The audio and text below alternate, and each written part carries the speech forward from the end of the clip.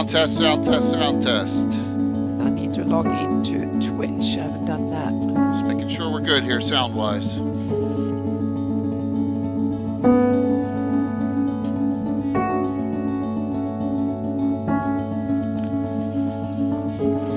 Dankeschön, darling. Okay, good. What's up, Troy? Hey, Les. Good to see you both.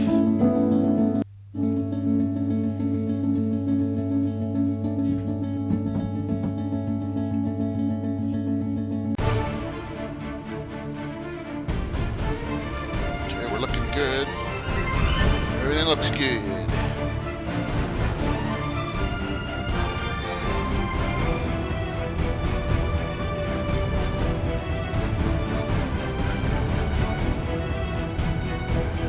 I tried to convince Roger was really active, and I got the ads up for this in the morning because I got home so late last night, and I was working out at home because I was on call for jury duty.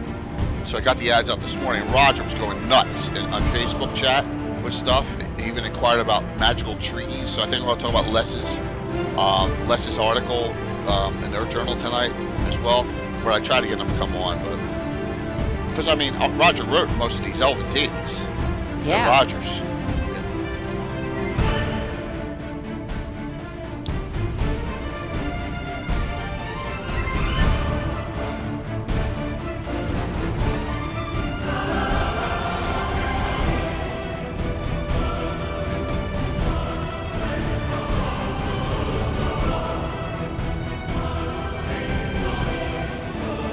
Thanks, Jeff.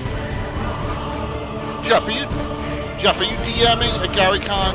And if you haven't, and you may have already, I need a pic. If you are, I need a picture, and I need the titles. All right, I gotta put that out to everyone. I'm gonna need that all again, even if you sent it already to me, because I'm a mess as far as organization goes. Well, you're just busy with.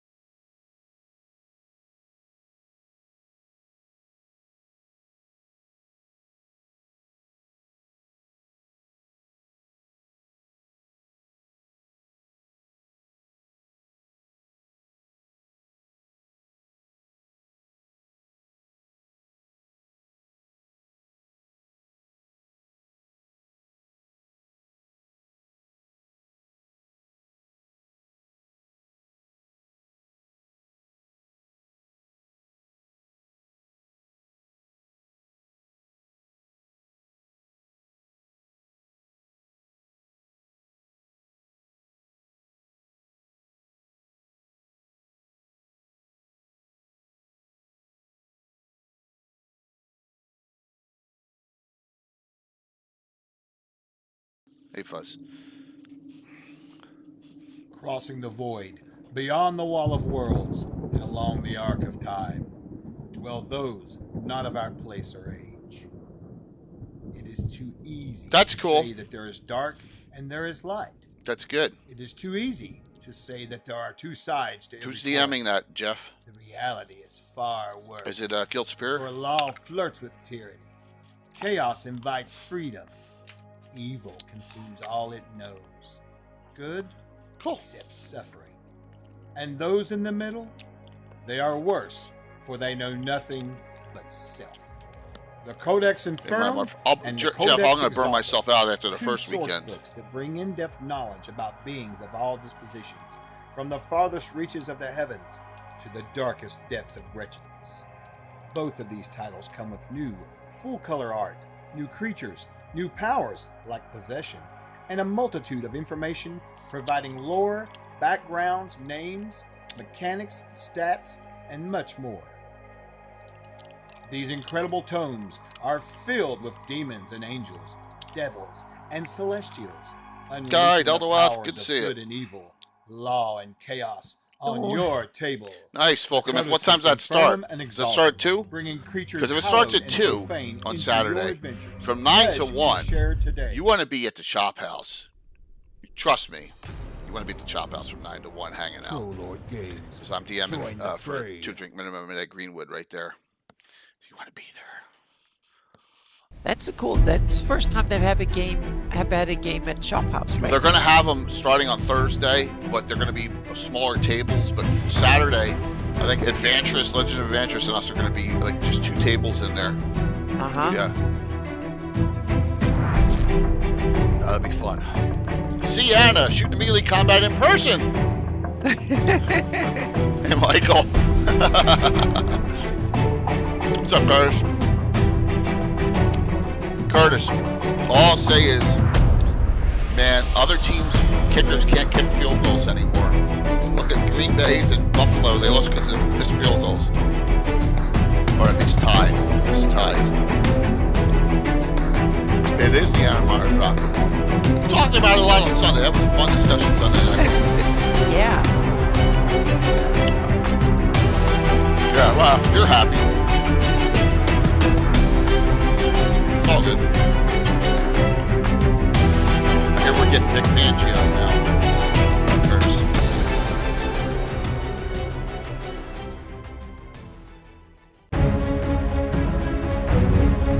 I have a D&D doctrine now. Yeah. Gosh. An old school doctrine. Yeah.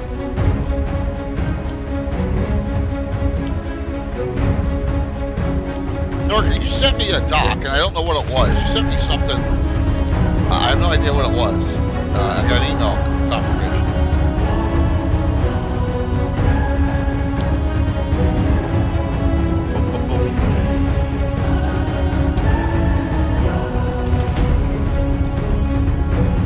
I'll be right back. I think I left something downstairs.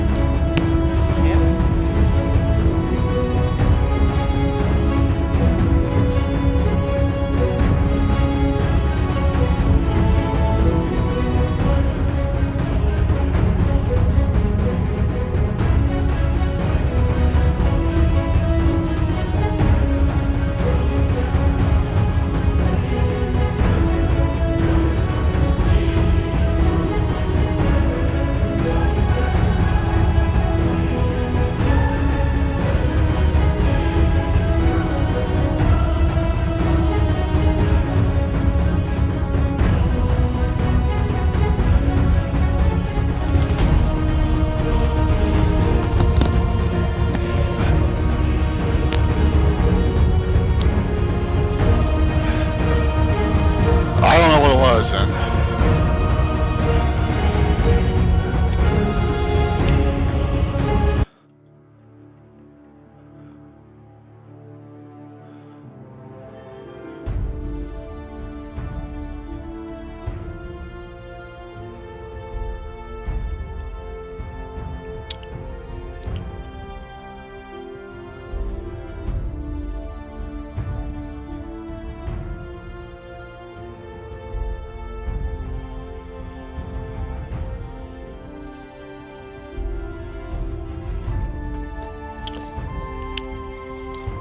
Can't handle it. Yes. I know I can't handle anything. Oh my God, it's Ramada. You've That's handled me. this channel quite a bit, so yeah. I am still got this damn seasonal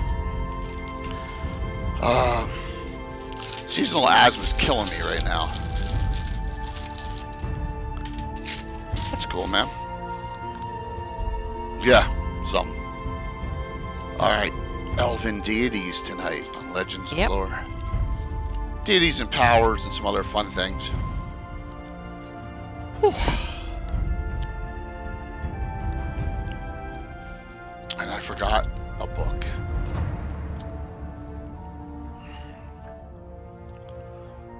Give me 1 second, because I just like, holy shit, I forgot something to put in the list here. How could I do that?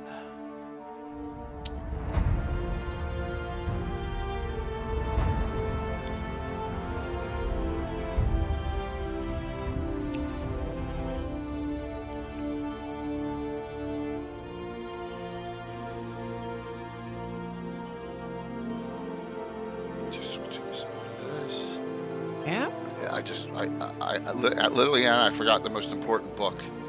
Now it's going up. Okay, I got it. Yep, good. Here we come. Hey, Coco. Yeah, I can start now that you're here. Isn't that great? Considering both the characters you have in the campaign worship elven gods, so this is your chance tonight to see if you want to switch and learn some things. And I went to screen 13, so that's when I forgot. I forgot Deities. How did I forget that? Hey, Anna. Hello.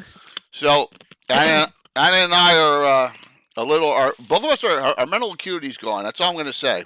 And we'll go on from there for a certain reason. Yep. But tonight we're going to have a great discussion. Please note, next Wednesday, I'll be in Richmond, frickin' Virginia. So I don't think I'm going to be home like 9 o'clock that night. So no Legends of Lore right before the fundraiser. But the fundraiser will start on Might Thursday. be good to have a couple of days to rest and recover before we take off for a big weekend. Yep. Yeah, so it's going to be a monstrous time. But so this will be the last Legends of Lore for 2 weeks. So, and when we were looking on this, Anna, we did a whole bunch of deities over and over again. Yeah, we've done a lot of deities, but we haven't dug deep into the elven ones. We did dwarves, gnomes, and halflings in one about 80 ago, like 156. Yeah, I don't think we've covered these at all. And I think we're gonna say, we'll do elves coming up because Yeah, and then we never came up. Yep. Well, now we're getting to it. So and the Elven Pantheon, in my opinion, is in some ways the most interesting one because it ties into Elven culture more than, or maybe it's just me overthinking my campaign, but at least there's some interesting possibilities. Yeah, so Ucha, I am now a sales director for the company I'm with, and I have a sales rep down there. I have a corporate guy coming in, and we're going from Yorktown to Hampton to all over. I'm staying in the Richmond area. So, yeah, fun times coming up. Yeah. Yeah. So, for next week, what was I going to do here? All right. So, here's a trivia question. What's the first elven god that's published? Damn. Yeah, fam, I saw him. Bill Master Crafter told me about all the issues in his with sewage. So yeah, I heard it. Yeah, in the dark. Okay. I need to hang on a second here. I need to kind of tweak my lighting here, but there we go. Now I'm a little bit more than there. Yeah, Greyhawk White Book. But let's talk about AD&D, the AD&D era. Well, we have the deities and demigods stuff. Yeah, deities and demigods, 1980. Yeah. Right. And that's the one I almost forgot. So Elric. So if we come here, it starts off. Lofts in here too. We have a couple in there. Three. If I remember correctly. Yep. All right. Let's see. Well, I get name the third that everyone forgets in this book. See if they can. Alana's not in here. Nope, he's not. She's Carolyn's one. That's the main one. Yeah. And then there's a Deep Specialist. There's 4. Yes. There's 1. Yes. Curtis right out the butt there. Roll of Fame, Ralphil, and yeah. There you go. That's the one everyone forgets. I even forgot Deep Specialist. So when we come, and this has affected me as well, and I think I discussed this when we talked about the deities of Greyhawk, how there was no, and this is the one of Cthulhu and Melnibone, of course. I'm going to be sucking on stuff all night, and I know there's going to be jokes off that, but that's okay. So, Melnibone, here we go. Hill Giants, so Giants, Elves should be above it. Non-human, but at the end. There you go. So, you got Corellin, we'll talk about him. We got Deep Specialist, No Picture, Loth, and Real Faint Ralphil, the tree. Yeah. The Leaf Lord. So, but this is, so when you come here, and this is like 1980 with me, I have no Greyhawk deities, but I have this book. So I have 4 elven deities. Really, only 2. You think about it. Well, 3 if you count Wolf as a baddie. Drow is special, and the other ones are yeah. But I have no Greyhawk human deities at all at this point. So that's why we used Finnish, Norse. That realm. We stayed in that certain some Celtic. To develop our pantheon until those articles came out. So just a point here, but yeah. So a lot of these, and I know Jim Ward went over these when we had him on. He wrote most of these, with the exception of 1 or 2. I don't think he wrote Corellin. and Loth. I don't think he wrote those two. I think someone else did, but I think he wrote almost every single other deity, especially in the non-human section. So yeah, they have Native Americans, all sorts of things. Oh my God, yeah, Sam, I agree, but it's a great book, and like I said, it's one of the most valuable books, period. As far as getting one, and especially getting one with a Melnibone and Cthulhu in it. And Nate one I always had. So did I set the giveaway up? I don't think I did. Let me do that. We're doing classic D&D reprints again today. I don't know what we're doing tomorrow night yet. And I chinched out, everyone. Sorry, but you'll see it. I'll show you tonight. The terrain's very similar to Saturday morning. I just time is not on my side today, or this week with all the travel. All right. So Anna, you start with the greater god Corellin Larethian, who supposedly is at war with Loth and drives Loth. I got another book for her down into the Underdark. Right. It says here the Dark Elves worship the best known example. All right. There should be some stories here. It doesn't say. Maybe it says it up here in Corellin. Oh, it doesn't say that either. I thought it did say it somewhere. I think we talked about that. Hey, Phoenix, we talked about it, and it doesn't specifically say he drew her into the Underdark in a war, but there were some other notations here. So Yeah. this is all for Greyhawk at this point because there's nothing else, right? There's Mystara. Well, it's just it's just standard vanilla AD&D and Greyhawk. Yeah. Yep. Mythology's past in literature. What a great point there. All right, so the giveaway should be set up. So and here comes Blue Box in too. So kicking it up. Jay needs something. Awesome. Thank you. I need a cleansing or something. Yeah, we'll talk about I'm sorry for all the beeping. My little doggy has a squeaky toy. So that's all right. That's cool. It might be some noise here. He's trying to kill it, and he's doing a good job. I can't. A renegade from the Seldarine. Was a later addition to the lore.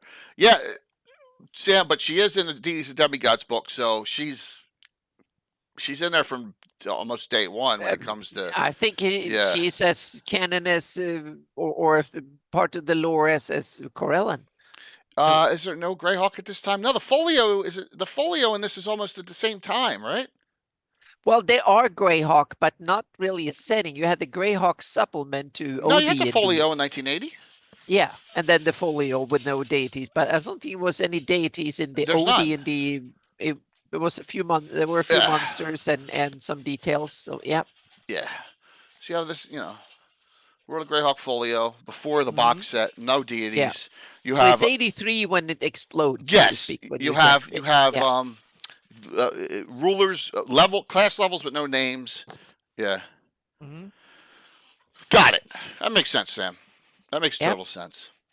So once again, like I said, classic D&D reprints tonight as well. So good to see everyone on a fun Wednesday night. We kicked this week off. Because of circumstances, I will not have a Battletech stream Saturday morning. Just note that. So it'll be Wednesday, Thursday, Sunday. Okay. This was 79? I thought this was 80. Huh. Interesting. My Greyhawk Foley was purchased in Toronto. Smells like maple, talks like a hockey player, and has the entry say, hey, that's fun. Wow. Excellent. Well, Sam, I appreciate that information. So here are your starting deities. That's it. You have Corellin. Now, this is where I see you either love Corellin or you hate Corellin. Right? I kind of like him. I was I had a little bit of a difficulty at first. I thought he was kind of too wimpy, but now when I read it and study it, no, he's not. He's actually one of the most powerful gods in my campaign.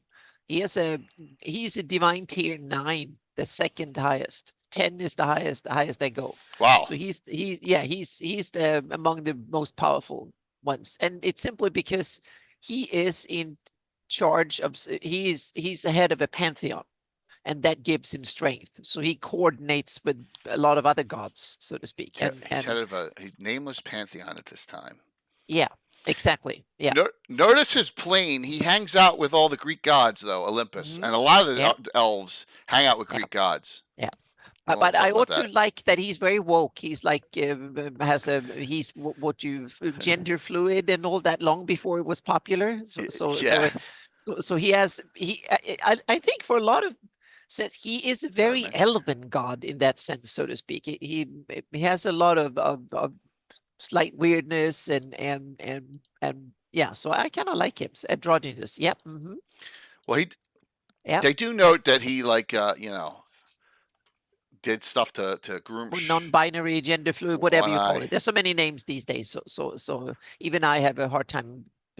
I But just it's think cool. he lighted. I just think he Yeah. lighted the sex change so he could hook up with whatever he wanted to. That meaning, and this is the cool thing with it. You It's like can interpret that the way you like it in your campaign. Yeah, exactly. That's the beauty of it, so to speak. You can. That's And true, Blue. Yeah. That's absolutely true. So Yeah. So I think it's one of these cool things that they wrote that in that early, because this is probably written like late 70s. The Deities and Demigods came Gotcha, out, what was Michael. it, 80, 81, 82? 80.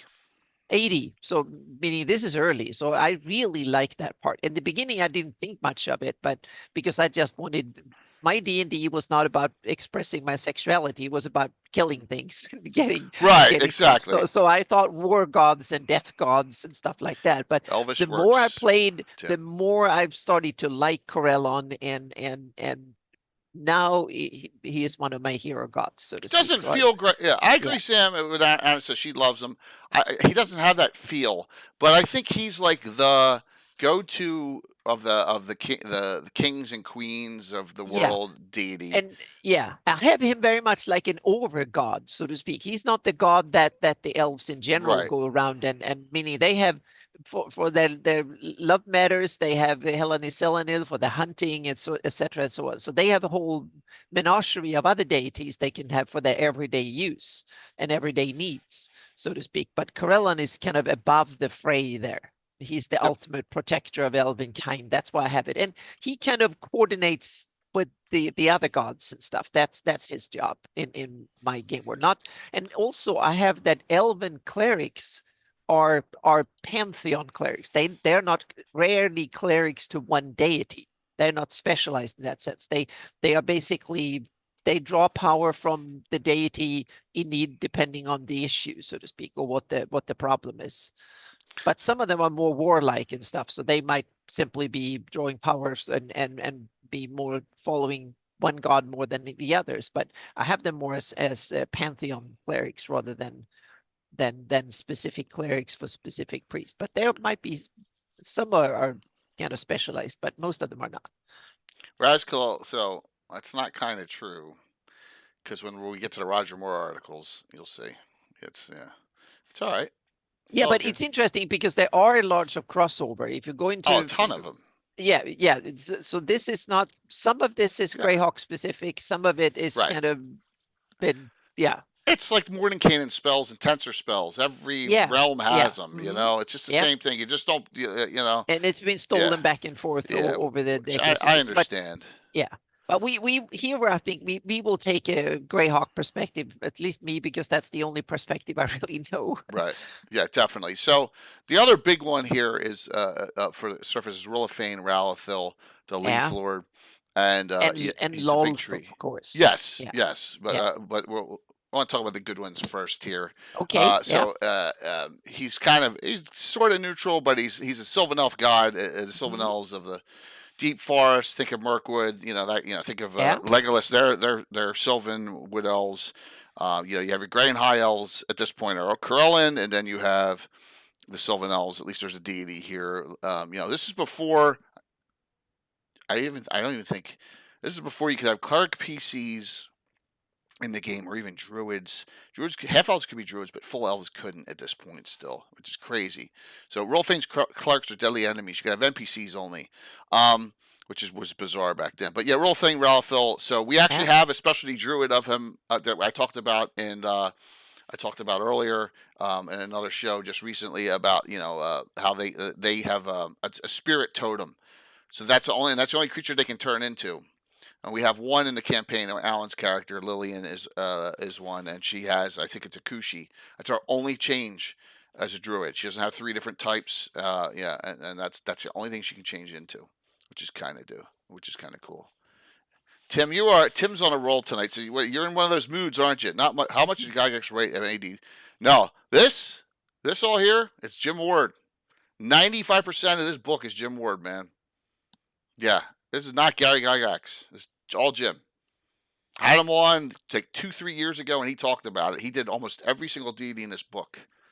Yeah, and adapted them. So, yep, it's crazy. So, absolutely. Does anyone out there not use any non-human deities from Deities Deviants? Well, yeah, Rex Fellis, absolutely. But I talk about that. We talked about that in the last show, but we're going to talk about it a little bit more. All right, and you can definitely limit them and say, well, Yeah. the elves. That's a way of simplifying it. You can definitely do that, but I like them to have a menagerie of gods for each of them. I do too. And their own religion, and they actually have several religion, but we can get to that because we get to later editions, and they made some interesting changes in addition to this. Interesting. Yep. So Deep Seychelles is your aquatic god. You know, if you're writing like Troy, or you're doing an underworld campaign, you're going to be going to him. Excuse me.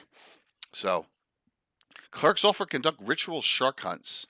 So there you go. So they are, you know, the master of dolphins and mortal sailors sacrifice to the god for their safety, and aquatic elven clerks take these offerings and trade with other mortals for the gain of the entire race. So there you go. So they're kind of they can be allied with human, good human, I guess, sailors, which is cool. Evil dolphins. That's funny. Most players in my campaigns have chosen Krillin. It just depends on when you started and what flavor you came from, Michael. I'm telling you, that's where it came, and I'm going to just show you. I'll just in that 1E2 era what happened with me, and then Anna can take it from beyond that. Lastly, Loth. Now you have Loth here. Yeah. You have Loth in 2 places. All right. Another good place for her for just stat blocks and all. Is But Q1. Loth seems to be clearly a Gary Gygax creation. Yes. He created the Drow, and he created Loth to Yep. go with it, so to speak. Yeah. Absolutely. And so if you want her stat blocks, there's multiple places. Deities and demigods is one, and then this goes much more into detail. Q1, Queen of the Demon Web Pits, goes much more. If you want a completed statted out on her, this is where you want to go. All right, with everything she can do and all her abilities. I have her at a tier 7. 7. Okay. Yep. Yep. So she's a high demon lord. Oh, absolutely. Asmodeus and others, they are in the 9, and Girast is probably an 8. Okay. And they're ones that rule planar nobility. So they're at that level. So yeah. So I've asked this trivia question 1,000 times. Everyone's going to get it within 10 seconds. Yeah. But Gary Gygax had a published source human that was worshiping Loth early on. Very early on, had one of the earliest adventures of all time. Yep. Now I remember. Yep. Yeah. So, throw it out there. Yep. Like I said, Someone will have that because you asked that like. I said all the time. I always look back on one of my first times. Yeah, Larry, beautiful. Think, yep. Rex Fellis got it first, I think. And there was never much more detail driven out why. Other than maybe he was so beautiful, she's like, I gotta have this guy. Cool flavor. Yeah. Yeah. So she can appear in any human, and she can also appear in yokel form, if I recall.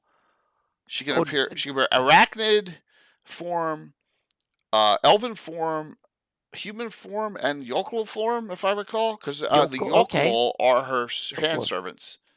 They're Loth hand servants. Yeah, the yokel. Here they go, and here's the yokel.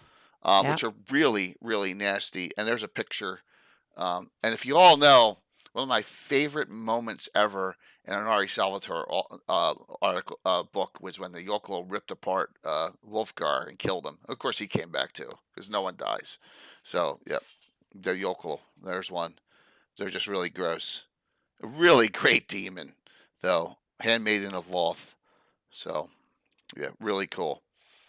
So she has her own minion demons, which is really a neat thing, which a lot of other demons don't. But this was made up, and it's really, once again, like I said, they appear in Forgotten Realms, a Forgotten Realms novel, but they're Greyhawk.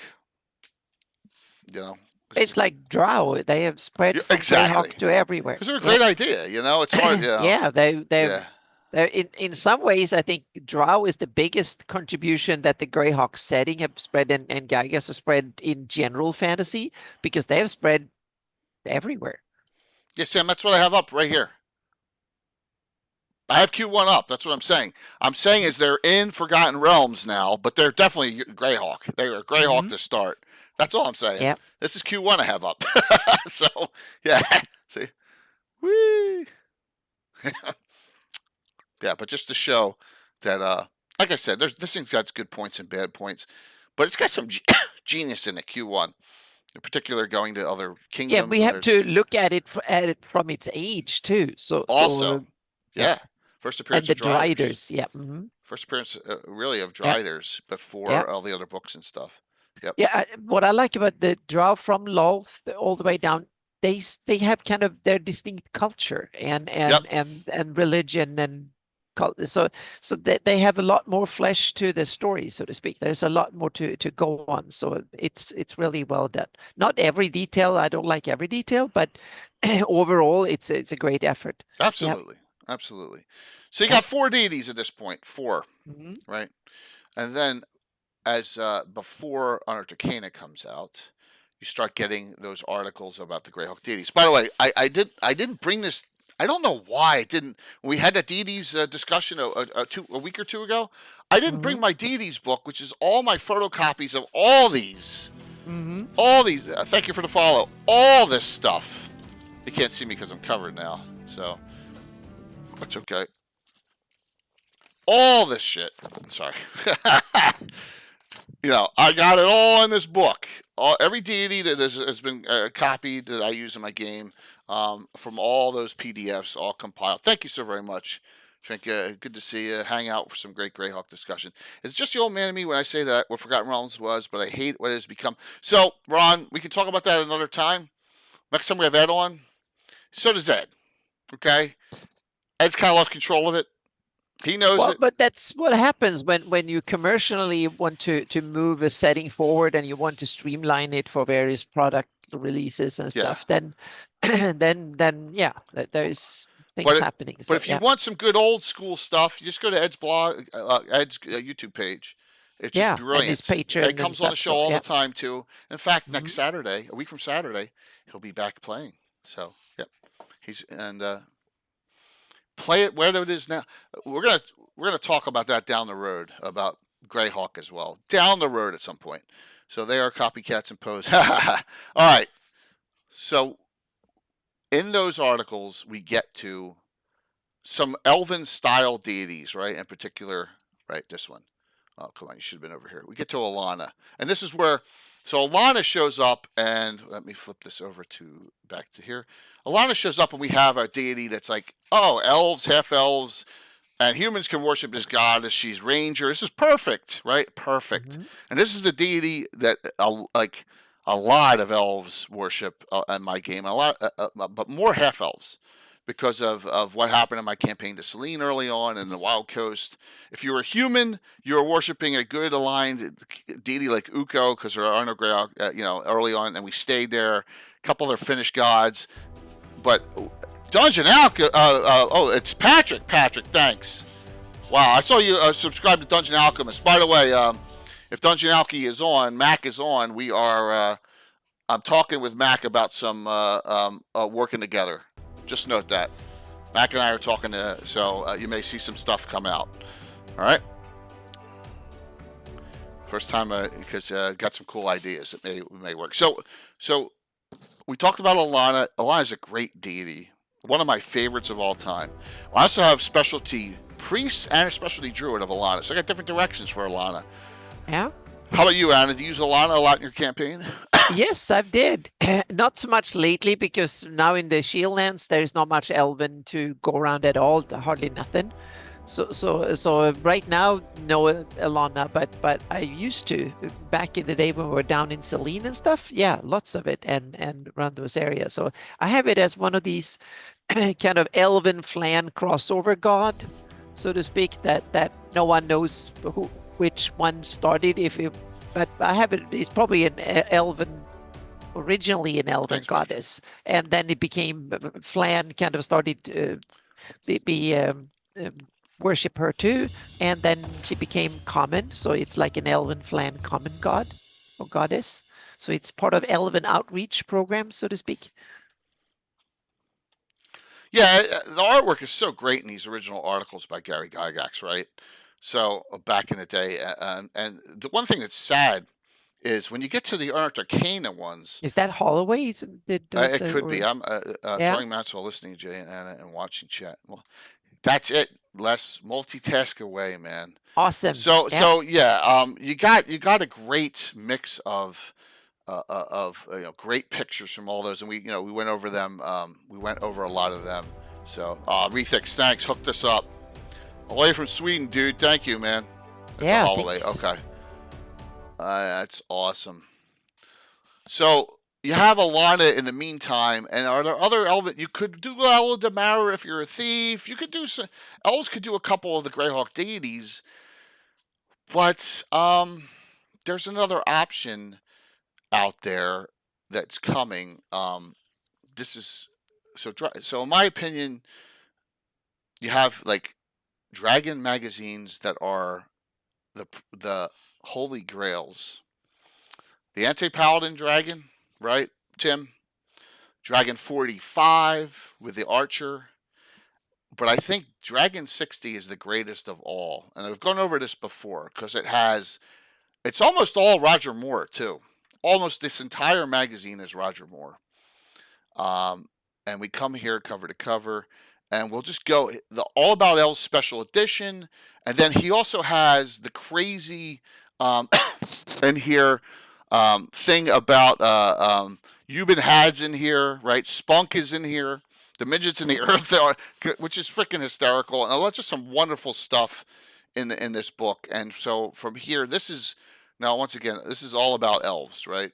This is where it really kicks off. And I tried to get Roger back on the show, but he just, he's been talking a lot in my Facebook. So take a look if you want to see what Roger was discussing. He was discussing some good things on Facebook about it. So, excuse me. So, I'll start going over these. So, Anna, these are all that next tier. Mm-hmm. But they're really needed at Yeah. this point because there's holes. You have Corellin, Mhm. Rilliphane. I'm talking about surface elves only. Corellin, Rilliphane, and Alana. That's it.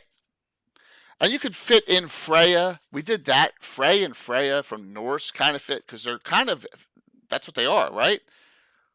They are, everyone says that they're, oh my gosh, they're elven blood in them. So you could use them. There's a couple others you could use from other, yeah, exactly. So you had some, and this is these, like I said, Roger's out of his mind in these articles. They're so great.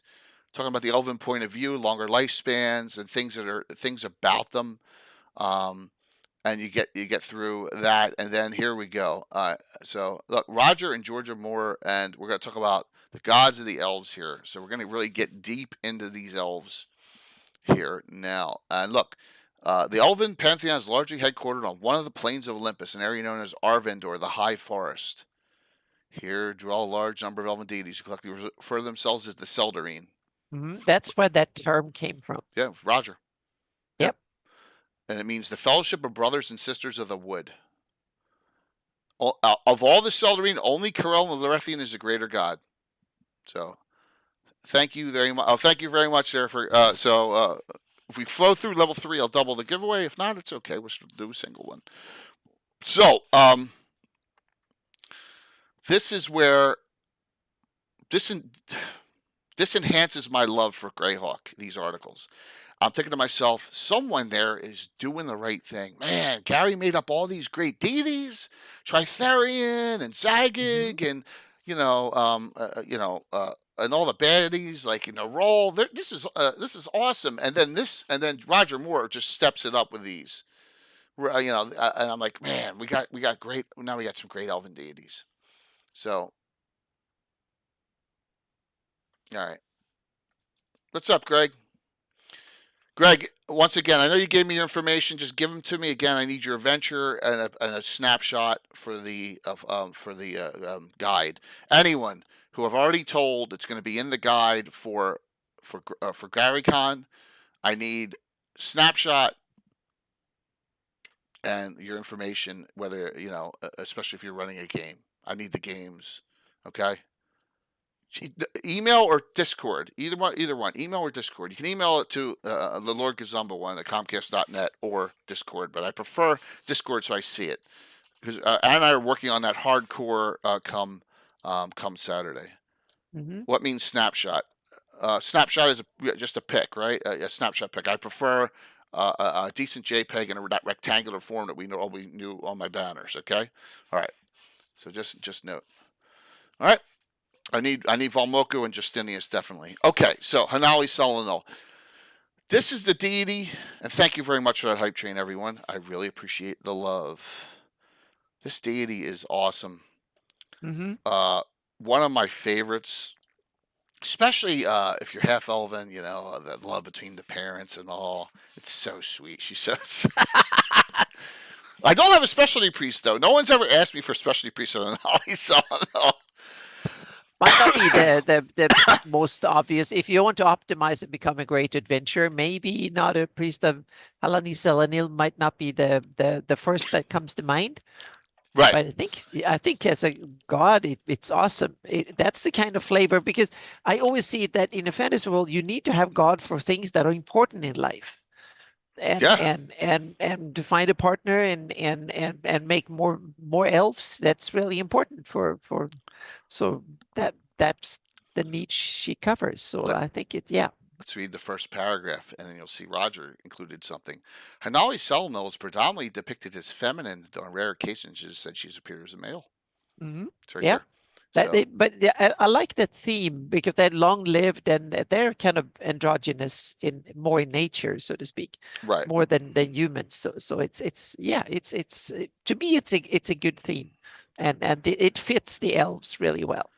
So from this article, we know that the Olympian pantheon exists. Mm-hmm. Well, this kind of builds that pantheon feel to it, so to speak. It connects them and describes it. In the beginning, it was just a few gods, right? Here and there. Here they make it into a religion. Yeah. So to speak. So she has this magic pool, this immense crystal fountain, which she keeps, and she bathes herself in the waters of the pool called the Evergold. Her charisma goes even higher than the 25. So the DFCC and Nuclear Meat and everyone, her comeliness is probably 30. So this is this is the most beautiful creature in all of Greyhawk, deity-wise, notwithstanding. And it says here, the goddess Aphrodite is the only other being who shares the waters of Evergold with Hanali Selenol. There you go. Well, but that's kind of Aphrodite is not particularly Greyhawk, so in your Greyhawk you can probably put her, but there might be some human deities that might compete, but maybe not. Yeah. Yes, they can become my elves in my game can become undead. Absolutely. Yeah, and Norkir, that is an interesting question, and which creatures have souls and which have spirits, and what do that entail, so to speak? I mean, if you have a soul, what happens to you? And if you only have a spirit, what happens to you then? Or so I'm starting to put in rules for that, and that makes a lot more interesting when you die, and if you can become undead, and what other maladies that can affect you. I stayed away from spirits, and the reason I did was the following. I hated, there's one thing out of all, thanks Cyber, I hated that it says in a player's handbook for spells that raise dead doesn't work, that you can raise dead a half elf, but you can't raise dead a half orc, and that bothered me. So I said, I'm just scrapping this. I don't like. But you can deal with mortality any way you feel like it. You can tweak it. I like the idea that there are some creatures that have souls and some only have spirits. Okay. And the interesting thing, Elven is the one that is in between. Oh, and because elves are originally Fae that are but they are the one, the humans or only humanoids kind of creatures. So and Okay. that originally went to the Feywild and long time ago, and then became fake creatures, and then came back again, and now they have a life cycle, so to speak. So they're they're born and on Earth, so to speak, or Earth, and that way they have a soul. But so they grow as they're born with this from a spirit, so to speak. So elves need a spirit in order to have elven babies. So you can't just do it the normal way. You have to find a spirit to cultivate. So and then they have a soul in order to help them grow fast, quicker, and so on. So the first 100 years they sleep like humans, and then they have a soul, and that means that they can be resurrected and stuff like humans, that part. But then when they're but then they're seen as kids. But then when they're about 100 years old, they have their last sleep, so to speak, and that's when the sign that they're grown up, and they become the spirit again. But that's only if they stay true to the Seldarin, because the Seldarin gods, they give them the spirit and the Fae back, and so they start out and they keep that in life through, so to speak, and then when they middle-aged, like 300 years or so, then comes the option, if they stay true to the Seldarin and worship them and stay true it, then the Seldarin would make them fake creatures that will become full spirit creatures, and then they can basically live on forever as gray elves. That's when they become gray elves. Or they can do like Keek and others, say, "Oh, screw that! I'm not going to. They're wimps. I don't like that," and go on and live. And then they will stay mere mortals, and they will become renegade elves, so to speak, and they can do whatever they want, and then they will fade off and die a natural death at 300-400 or something like that, 500 maybe. So I have it. So Keek and others, they have abandoned the Seldarin, and then they stay normal creatures, so to speak. Interesting. So yeah, so I want to have that life cycle to them. So I'm polishing it for my next Elven campaign to have it kind of perfected, or at least good enough that it will be able to run with it. Okay. Yeah. I abide by the rules that are in Dungeon Master's Guide on aging and stuff, and I don't go Yep. anywhere near that stupid Moonbow, and we'll talk about that in a little bit, I guess. When we Yeah, get to that second I edition. kind of abandoned too. That's too Tolkien-esque for Yeah. me. So yeah, Absolutely. it's too much Tolkien. Yeah. So we got Iravan Elisir, who's probably the number one god of thieves that are elves or half elves. I mean, right? I don't know a non-thief class. Maybe a bard. Well, bards are thieves in old school. To start, or secondly, I don't know a single character that worships Iravan Elisir PC that's not a thief. So That's awesome, Brungali. Yeah, I'm also trying to figure out what I want to have for breakfast, but these things I can dwell on for years. So Brungale, that's why once again, breakfast, lunch. That is why I have that emote, the tuna fish emote. I build it over years, so to speak. I dwell on it while I'm doing my maps and stuff, and then I kind of want to build it for years. So this is how I wanted to treat elves, for something that I started to think about 20 years ago, and it took me about 10, 15 years ago doing my Pathfinder era. That's when I started this is how I want to run it, so to speak. And I also want to make elves more different than humans, but I still want them to have some of that part in like they have in Greyhawk. So the high elves and the Sylvan elf and the wood elves, they are high elves, but they are culturally different, so to speak. They speak a little bit of a different language. They hold to themselves. They have their own culture, but anatomically and biologically, they're the same as the high elves, and they can also be part of the Seldarin. So they can also become old and fake creatures, so to speak. But they might not decide to be gray elves, so to speak. They might become full Fae and live in the Feywild and had enough of life on the regular ones, so to speak. So that's an option that elves can have as at their middle age, so to speak. But then they slowly fade away into become a Fae spirit eventually, so to speak. And remember, that's Anna's interpretations. Yeah, that's my campaign stuff. So it's not official Greyhawk by any stretch of the imagination. Yeah. I think the And oldest, and I had a test. I think Sam helped me out on this, and this was about a year ago. Yeah. I said the ages, all these elves would have seen all the stuff coming up through Mhm. the invoked Yep. devastation and all the other Yep. stuff that went on. And I said, show me an elf in published source over 1,000 years old. One. Mhm. And they came up with one. That Yeah. was it. One elf. Mhm. That's it. Yeah. Yeah. Out of every And single elf in published Mhm. source,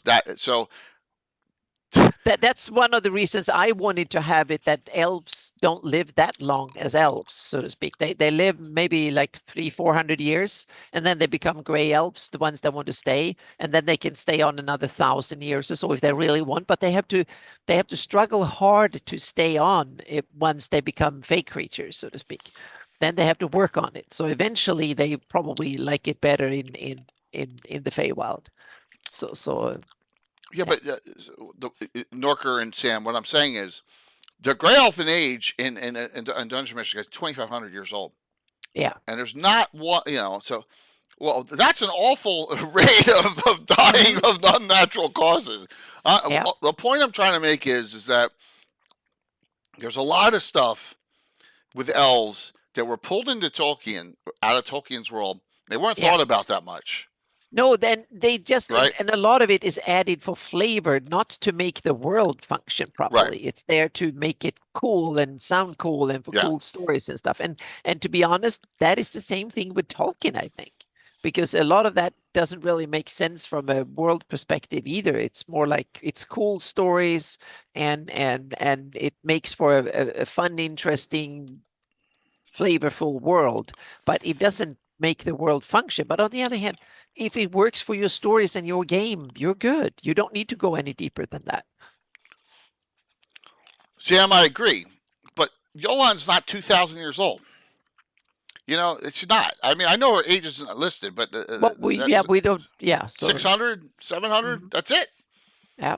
So all I'm saying is that these elves have great age supposedly because that's what Tolkien. They were. Do we know immortal. how long? Oh, sorry. No, go ahead. I was gonna say, do we know how long she has been a queen of Selene? Meaning, has it been for hundreds of years? Is it only 100 or so, or is it 500? It's when it says right in that book, demi-human realms of Ulic and Selene are affected. Whenever that is, at 400 something. So it's only like in game a couple hundred years. So But the point all I'm making is that this is one of those. Here's what we start with. We're going to bring this all over. We put it in the rules, and I would expect somewhere there's this great seer elf that's like 2,000 years old or 1,500 years old that knows everything that happened but there isn't. That's the point I'm trying to make. Yeah. That's I will probably put like that Yolanda is probably somewhere around 600-800 years or something like that. So she was around doing migration. She knows the modern times, and she probably been. Now I need to make up a Selene who's been running the elves, so to speak, who was queen or king or something before, and how long she's going to stay. Tim brings up a good point. Like elven clerics start at 500, the Grey elven clerics start at 500 years old. There's barely any elves that are listed at 500 years old plus. I'm just saying, it's one of those goofy things. So, all right, well, enough of my soapbox there. But I think you need to tweak the numbers. Look into the numbers so they work for your game and your stories. That's the thing. Don't just take the numbers slavingly, or don't follow them to the letter without thinking about it first and their ramifications. In fact, I have the oldest character in my campaign, PC or NPC wise. His name's Cedric, Caedric. Yeah. He came as a refugee from Sayer CD in Q1 because he was a good elf. Remember, you had the evil Pharisee elves. So he's kind of high elf, but he was a Pharisee elf renegade, and he's come and he's an Order of Yolk member and all. He's the oldest. He's like 935, 950 now. That's the oldest character I have. So, but and Sam, the Tolkienization of the elves in Greyhawk is very much a Scar Sargent thing. He introduced that they were going off somewhere and a lot of stuff. So he made the elves much more Tolkien-esque, I think, than they were prior to cards. Some of it is kind of cool, but a lot of it, I don't like it too Tolkien. Yeah. Okay. I surely shall, Sam. I love, like I said, I love that Q1 just for those crossover worlds. All right, so Erdrithania, goddess of air and weather, a rare goddess worshipped. I don't have a specialty priest. I do have a specialty priest for Elven Elves here, by the way. Mm-hmm. I do. Erdrithania. But you might have priest for it because weather is really important in a lot of stuff, but it might not be adventuring priest. Well, I'm saying that I created a specialty priest for. Oh, okay, yeah. That's all I'm saying. Yeah. I haven't created. But there one might be a lot of NPC, meaning every city or someone might have an NPC priest of that handles the weather connections and stuff like that. But it might not be the most adventure prone priests. Okay. Yeah, and so she, this could be another, because there are no winged elves in Greyhawk. There are winged elves in Forgotten Realms. And then you have the Aarakocra in Greyhawk, and you may, if you want to use the winged folk, which I use a little bit, but that's not published source. Yeah. So, but Erdrithania, the lesser goddess of air and weather. So, I want to see. Has anyone used this deity in your campaign? See what No, I haven't. Yeah. So. I like this, though. It's been known to happen in an elven character who has somehow fallen from a great height. Should he or she call Airdrie's name aloud, has a small chance, 2% or 1 in 50, of receiving a feather fall just prior to striking the ground. I guess you'll know when you hit. So, seeing, yep. Favorite goddess of the Avariel. So this deity makes it over to Forgotten Realms and becomes a huge deity there, Varl, right? Which is cool. Yeah, and that makes sense. Yeah. So what's her name? Who gets her ring? Who gets her wings ripped off in Baldur's Gate 2? Oh God, what was her name? I love that. Yeah, that character. She is an Avariel. All right. So there you go. There's another cool one. Now this one. This deity has a reclusive but substantial worshipping in Greyhawk specifically. I think it's a great god that Labralus Enerath, yeah. I think it's a great god. It's a lot of flavor and fills kind of a god of that keeps them, make sure that's my god that I have. He makes sure that they stay true. So anyone who is worshipping and so on can be given their fayness back, so to speak. He's the god that you need to make sure. If you get his wrath, then you will never get fey back. You will age and die like a creature with a soul. Well, and yeah. You see his ability here? At a touch, Labralus can restore youth to or premature age, any being up to 100 years. Yep, that's why I don't take it mechanically that way, but it's simply in my game is that what he can do is that he can give you your spirit and your fayness. Well, so he's the one that if you screw up, he's the one that will come and put a soul in you, and he will take the spirit away, so to speak, and turn you into a mere mortal, and you will fade and age and wither away. He also appears as male or female, and sometimes both or neither. Yep. So there you go. So this god is highly worshipped in at the realm of the Timeless Tree in the Vestry Forest, where where the Grails are. That was now that's from the Marklands. So Sargent did a good job incorporating that into. Feels like a little Thorian there. I think that's what he was shooting for. Yeah, and I like the theme of having a god that kind of handles the welfare of the population in that sense. Yep. So I have him very much as Corellan stand-in. Corellan is busy managing the biggest picture, so to speak. He's more hands-on and make sure that both that the elves thrive, but also to keep an eye that they don't deviate too much from the morals and the faith and stuff like that. But it's not faultless. It's more like an individual. You don't have to go around following strict rules and stuff. You just have to be friendly and helpful to and stuff like that. So yeah. So it's not a. This feels like a very NPC-ish Mm-hmm. Oh yeah. deity. Oh yeah. So Yeah, I wouldn't have that it's something that you will have clerics that go around worship him specifically. He's and I have him as very much an internal deity. He's a deity that is focused with the elves themselves, not the rest of the world. It's the elves themselves. That's his domain, so to speak, and he's second in command kind of Okay. thing. All right, this is the most popular Mm-hmm. for Yeah. me Yeah, of all me too. the elven gods in Yeah. this group. Mm-hmm. I have a specialty priest. I actually have 3 sisters. Well, 2 of the 3. Yeah. Mm-hmm. Jacia, Real, and Chantel. Yeah. All 3 of them. 2 of them are specialty priests of Sol Northalandra. Yeah. It's a really great class. Yep, and I can see because meaning it's one of the core cultural warlike whatever thing, meaning archery and stuff. So there you have the opposite. There you have this is a god for adventuring elves, much more so to speak, and someone who can hone their skills and stuff. Yeah. And guide them in adventuring and stuff. So yep. Mm-hmm. So you get some ability. You get the tracking and Yeah. bow mastery and all. And so someone teaches them, guides them, and protects them, and make sure they get really good at what they're doing, so to speak. Yep. You could also receive an arrow slaying once in a lifetime if you've done something distinguishable. So it's a really cool. It's a really cool deity. And like I said, very well done. And like I said Roger Moore has got to be I think Roger Moore done really, really well.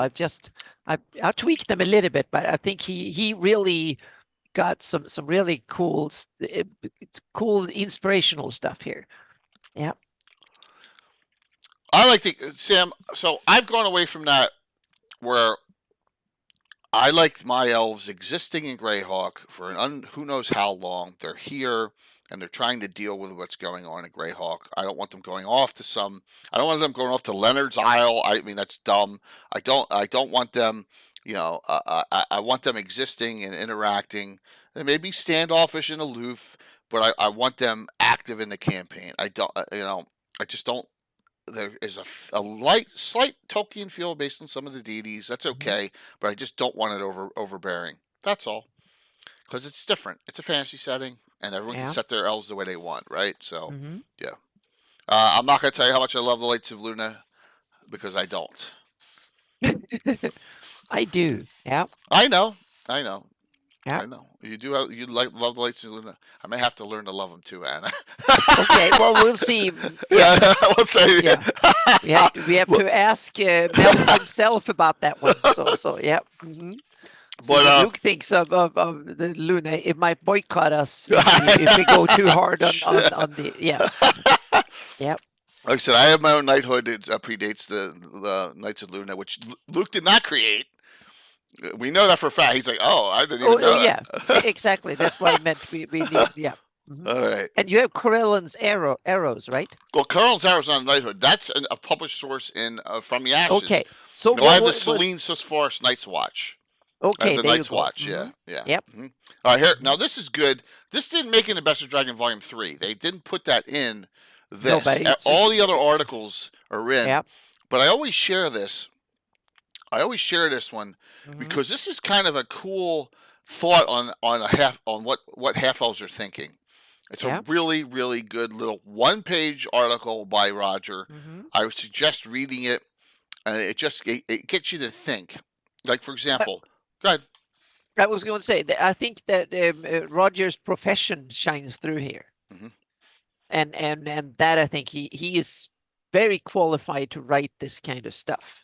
He's a good writer generally, but this kind of stuff he's extra qualified to write, I think. He's thinking about, and there's no Tolkien thing here. He's thinking in terms of Greyhawk. He's thinking in terms of the AD&D setting. Though long-lived half-elves are not extraordinarily so. They tend to share the faster-paced human view of time than the all-in-time world elven view. Still with an average lifespan of 250 years, they tend to feel that they need not rush to do most things. There you go. Perhaps many of them feel some degree of separateness from the lives of humans and elves. So, individually, half-elves are quite varied in personality. Correct. That's just the way I see it in my game, too. So, and then it also says in religious matters, half-elves may adopt either human or elven deities. There doesn't seem to be any particular preference, though the society, this makes sense, in which the half-elves was raised is usually the determining factor. Very logical. Very logical. Yep. So the way I will handle mechanically is that you can simply pick your traits from both the human and the elves. So you can pick either, so to speak. So you can be halfway, or you can be mostly human, or you can be mostly elves. So you just pick and pick from both, so to speak. So you get the same budget, but you can pick from both. So you can pick like more night vision if you want to, and stuff like that. So you can end up, and then I have it the rule that you roll the lifespan of your character, like you did in old school. You roll how long the natural life of your character will be, and then I will keep that as a secret note as a DM. And then that value can go up and down depending on curses and if you haste yourself and stuff like that. So all you will know that your true age goes up and down, so to speak. So you get like a plus 1 year of true age, or -1, or whatever. Meaning that might be blessed, or the gods might give you an extra year. You never know, and stuff like that. So there are things that go up and down. You might be cursed, or you talking too much to a ghost, then you get, and so on. So you have like a true age that counts towards your natural life, so to speak. So, I'm asking Tim again a question. I'm not talking about being aged by a witch or ghost. How many characters, roughly, out of PCs and NPCs, let me not do NPCs, PCs, in my campaign, Tim, have died of natural causes of old age? And you've had how many characters, roughly 2,000 PCs? or something? No, that counts NPCs. So if we say the average of them, Alan's got 70. So let's just say it's 500. That's just, again, 500. A rough estimate. How many 500. characters have died of natural age in my campaign in those 44 years? How many years have your campaign gone on in game years, right, so it's to gone speak, in from campaign years? 569 to 723. No, 623. So 623, 54 years.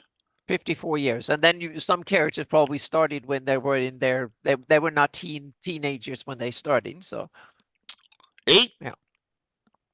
Anyone else want to guess? I don't dare to go against Tim. The answer is 0. Oh. No, none. Not a single one has died of old age in my game. You know, none. 0. They died from a lot of other, almost every other conceivable. Not a single one. Reason. Yeah. Now, Tim has a character, Glamdring, whose natural death is like 66 as a human. And he's up there. He's like 58, 50. But he's not dead yet. And so yes, 0 is the correct answer. Yeah. There's potions of longevity and all sorts of elixirs of life appeared, and youth and all that stuff. So, and the odds of them flipping around, we've never had one flip, is cumulative 1% per one taken. So, yeah. Because we have so many different characters too. So, just so you know, I kill them off. No, it's not happened. Not a single one. You meant it's all good. Just so, because I'm not moving the timeline that fast. I don't want to do that. So, all right. Well, you move it a lot faster than I have, but you played longer than me too. I'm it's almost 599 now, so it's almost 1-to-1. You're something like that. It will be a big. I have to make a big thing by the end of next year, or this year when we go to 600. Damn, I have to come up with something cool that it's the 600 years jubilee or something. Yeah. Oh, we've always done fun stuff like that. Just so you're aware, this is also the article with the legendary leader of Spunk. You've been had is in this one too. That's why I say it's classic. You've been had, it's in here. So just so you're aware. And You've been had made an appearance during that adventure right after the joust. He made an actual appearance. Even with 50 specials, you wouldn't kill off anyone. Troy, that's just mean, man. That's mean. I guess we'll find out during the fundraiser. Yeah. All right. We're nowhere near done all the Elven Deities. I'm gonna set one up here that I don't know. What do I? Well, we have some more that are described here and there. Yes. So let's go to this one. Let's go to the 2E era first. Mm-hmm. Okay. Yep. To use guns in your campaigns from this issue and others. Yes, but only specialty priests of Merlin at 10th level can take what's called smoke powder, not gunpowder, because it's magical. Utilize firearms. They got the god of technology. That's it. So, yep.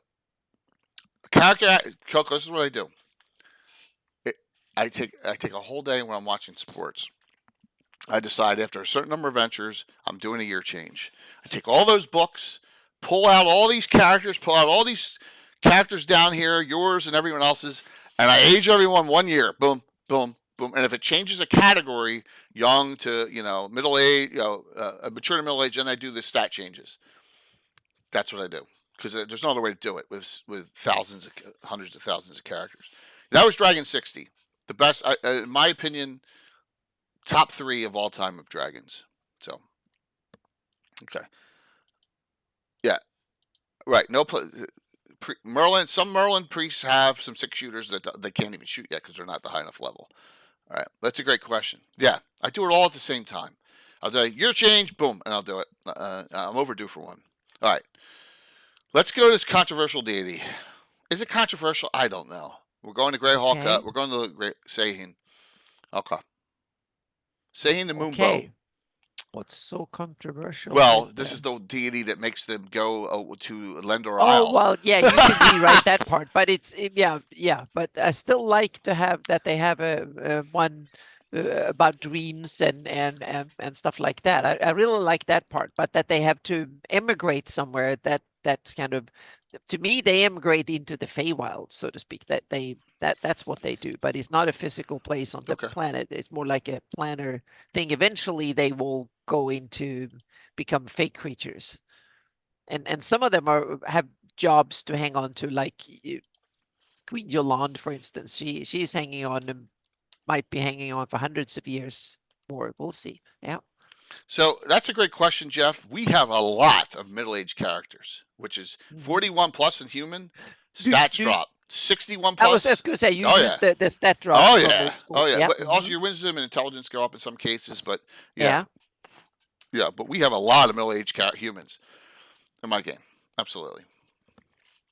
So Seihin Moonbow, the elven goddess of moon. She's one of the more powerful members of the Seldarine. She comes around. Second edition, she comes around nowhere, right? I guess this is a Carl Sargent creation. Does anyone know that? I think it is, but the Lady of Dreams. So, but I don't know. Yeah. But I think so too. The Lady of Dreams actively opposes the nefarious schemes. But she's from the monster mythology. Monster mythology, yeah. But I went here because this is. Oh yeah, it's easy to that's easy not to see it that way.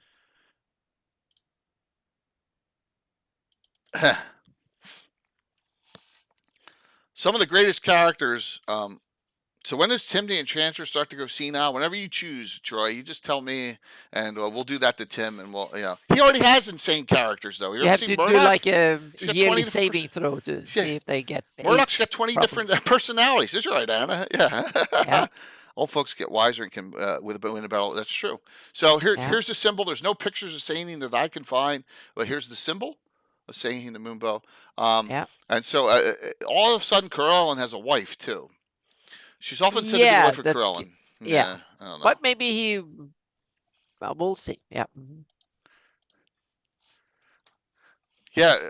Troy's not. Troy's too scared to play in your game Saturday morning at 6 a.m. there, Tim. That would have been fun. Having Patrick, Troy, me, and Alan, and your lady friend. That would have been awesome. So, youthful and ageless female elf. In combat, she wields the moon shaft. That sounds a little sexual to myself.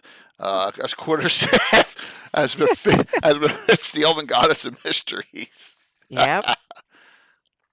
I don't know. Ask him. Saying is something. I'm pushing. What is the value of firearms when you have? We're into the fire alarm. There are no value. The value of them, Doc, is they're cool. I think in third edition they threw arquebuses into the rules, didn't they? They had I know, Troy. We're busting. We're busting. Yeah. So here we go. Sahine's closely allied with Corellin, Erdrufania, Hanali, and then we got a whole bunch of other ones here. Some of these are not Greyhawk. Or maybe Titania is. I don't know. Yeah. Her foes includes Groomsh, the queen of air, darkness, and evil deities of the Drell. Sure. She doesn't live with the rest of them in Olympus. She shares the Tower of Gwella, whatever that says. I can't even understand that. So, yep. There's Sahine flavor. Yes! Oh, Coco calling out Troy. That's awesome. I love it. So, this deity is almost a non-starter for me. I don't want to go here. I just don't, because I told. Okay, she exists, kind of like on the level of Corellin does in my game, but I don't want to put this Moonbow shit in my game. I just don't. They got like one of the coolest characters in the Marklands, and I think he's not an Izeel. I think he's in the Marklands. It's Serenal, right? He's got a tower just south of the Mesby Forest. And he's got the Moonbow. He's like 200 years old, or he's not even that old. And he's got his eyes are milky white because his like say it's time to leave and go to Len's Isle. I'm like, well, what the frick? Why? Yeah, and why do all of them have to go to Len's Isle? Exactly. I think that's they're trying to they were trying to punish Len for some bizarre reason back then. Yeah, it might have been. Yep. Uh-oh, Troy. Oh no! Oh, that's funny. Well, Coco's not in the game next Saturday, so but you can, if you're going to hit him up with Little Bird and Len and Ed and all. Oh boy! Yeah, but it's interesting that Greyhawk has 2 moons, but the moons don't seem to do much in the setting. That's a good point, Hannah. Yeah, meaning we have a lot of other settings are really there should be moon-based magic and all sorts of cool stuff, because Greyhawk has 2 moons and it could be you can do a lot of cool stuff. That would be a great supplement, a book. Yeah, you can. I often thought about that. The moons could be used more thematically for cool stuff in the setting. Now you have the 4 festivals and stuff, but there's more you can do with the moons, I think. Yeah. The one cool thing about about Dragonlance was you had the white wizards and the red wizards, right, and the gray. You had them all by alignment, and as the moon, the phase, you got more powers or less powers. I thought that was cool. Yeah, I don't. You can. Yeah. But you can, meaning you have 2 moons in Greyhawk, so you can have interesting complexity there. So you can definitely work in some cool stuff with that. BB, I don't see why you couldn't keep it that way, Yes, but just remember, Troy, next Saturday, it's every $25 is a special, and it all goes to St. Jude, right? And that's an important thing there. That'll be the next time we're hitting up a bunch of specials, and now I can't find the damn shout out. There we go. That should be the correct one. That one specifically, we figured out why. We figured out how to get alert boxes up and everything, so we are good to go now. We had to set up sub ones. It all works. So yeah, just note that's going to be cool. All right. So who uses Sahine in their game? I do to some degree, but not. She's the god that many elves have reverie. When they do that, that's when Sehanin Moonbow can guide them in their dreams and stuff. So she's kind of the shrink goddess, so to speak, the therapist and stuff. And she has some powers over the mental state of elves in that sense. Okay. And she can have them overcome curses and stuff like that and certain things. And one of the reasons that enchantments have a hard time on elves is Sanin's work, so to speak. So these are things, but she's more like a flavor god than having. But I'm still thinking of cool stuff to put in my a future Elven campaign. So she will play a role there, but they don't all go to Lendor Isle when they get old. No. Okay. That doesn't happen in my game. So. It's just, what happened to L1 and L2? Did they wipe it off the map? I mean, L3. So but the elven culture is so tied to the moons. So to have a goddess that deals with the moons and night and stuff, I think that makes perfect sense. What's her favorite weapon? Staff. Uh, It's staff. yeah, yeah. It's It's the staff. moon. That doesn't. Yeah, the moon Yeah. staff. Well, I know the yeah. Moonarch Sahine is a portal that is actually in almost right near Selene.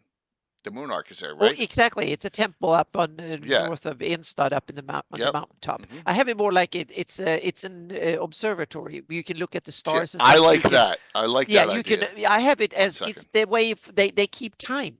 They can record. They know what time it is. It's like a clock. They can go up Stonehenge there almost. and look at the stars Mhm. and the zodiac and all that. So they know what time it is. So they know when the festivals are coming. And it also ties into connections, because I have it that certain elven cities and stuff, they connect during the festivals. So they know when the gates open. And back in the day, that also ties into if they were under attack, they might have to wait 3 months or 4 months before they could get the help from the other ones, so to speak. But they open. So that's what the Moonarch is there for, so to speak, to guide that and to know the time and stuff. So, and Seanin Moonbow is the one that is in charge of it. So yeah. So Les says the moons are great for his Fultus deity. Staying pretty much like Anna, I have the idea of Elven Journey being so. A couple things that's cool to know, Les. There's Josh. We've been talking about him. So Courtney, you gotta be careful. Troy's gonna be at Gary Con probably, and you're gonna have to tangle with him Awesome. a little bit. Yeah. So yeah. All right. So here's the Moon Archer Sahine. So it's right on the map here. Mhm. Here's Enstad. There Yep. is Lergia, who she's from here. This is also Yolan's family estate in my game. So there you go. Okay. Now Yeah. I'm gonna show you where Serenowal is. His tower's on the map. It's been on the map since the Marklands, and it's right there. And this is the the elf, the 200-year elf with the Yeah. glassy eyes. So Yeah. uh, So I have it that the Moonbow saying that the Moonarch, it's they go up and kind of prepare for the to see when the festival starts. it's So it's awesome. kind of yeah, you go up Oh, to keep let me time, show so you this. know what day it is of the year and stuff like that. So you keep track of and what it is I have it that it's a monument where you have these arcs that follow the moon, so you can see magically, you can see the times, you know what day of the year, because you can stand in a certain spot and you have these arcs, and then you can follow the celestial bodies, and you can see which of where they are on certain arcs, and that way you can tell. It's like a sundial, a giant sundial, but it's a moon dial instead of a sundial. Okay, I like it. Here's the Elven Yep. Realm of the Timeless Tree. Mm-hmm. Okay, we're Calendrian, I think her name is. That's like 660 years old. Gray elf Yep. of Labilus Enerith. Yep. So there we go. I'm just gonna put it back down here, and then we'll continue onward because we're not done with Elven deities. No, there's some more. Yep. Let's go. Let's stay in first and second edition, Anna. Okay, and then Yep. here are some more. We're going to go to Dungeon Dragon Magazine 155. Oh, now we might be somehow. Anna, I think I'm going to show you some new deities that you don't know about. Exactly. I might have missed them. Well, these are in my campaign, particularly the first one. So we're going to come here. This is a great article. This is one of Yeah. our favorites, and you'll see why. And I know you all have seen it in my campaign live stream. The Elfin Gods by Denise Lynn Voskiel. 4 new deities of light, magic, arts, and death. Page 20. Okay, and this is Dragon 155. And let's just go here. And I saw this. I said, oh, this fills some gaps. All right, first off, here is stuff about the Greyhawk in here, Wild in the Yeah. Woods.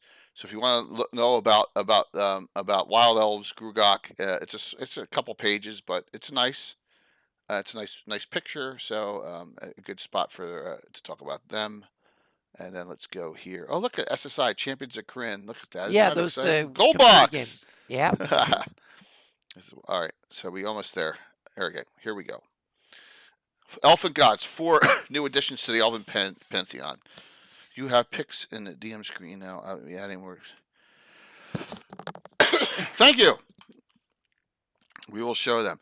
So, Sam, I'm not an expert on snow elves. Hopefully, Anna is at all. I don't know anything about them, and I don't want to this is where I need Mike here or someone, but maybe Anna can handle this. Snow elves. Remember, we're doing deities. There's a snow elf and deity. I don't know.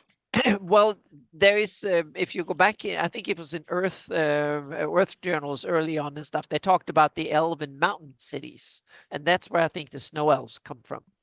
So at least that's how I interpret them. That's not in my Exag, game. right? I got that confused, right? Yeah. So Carlos it's- has in one of his modules. yeah. Okay, but that Mhm. name's been changed too. Then probably, Greg. Oh yeah, So- and it's so I don't think there's much snow elves in published sources. It's one of these kind of cool things that been introduced in fan fiction. I don't use them, Courtney, in my campaign because they're fringe on there, and Carlos calls them snow elves, and there's some lore about them. Yeah. Just it's it's one of I those have it that the offshoots. Flan called them snow elves because they lived up in the mountains. Right. Mhm. And So- also, there is one left, and one place that is still there, and to this day, and in my campaign, and that is Kirshane.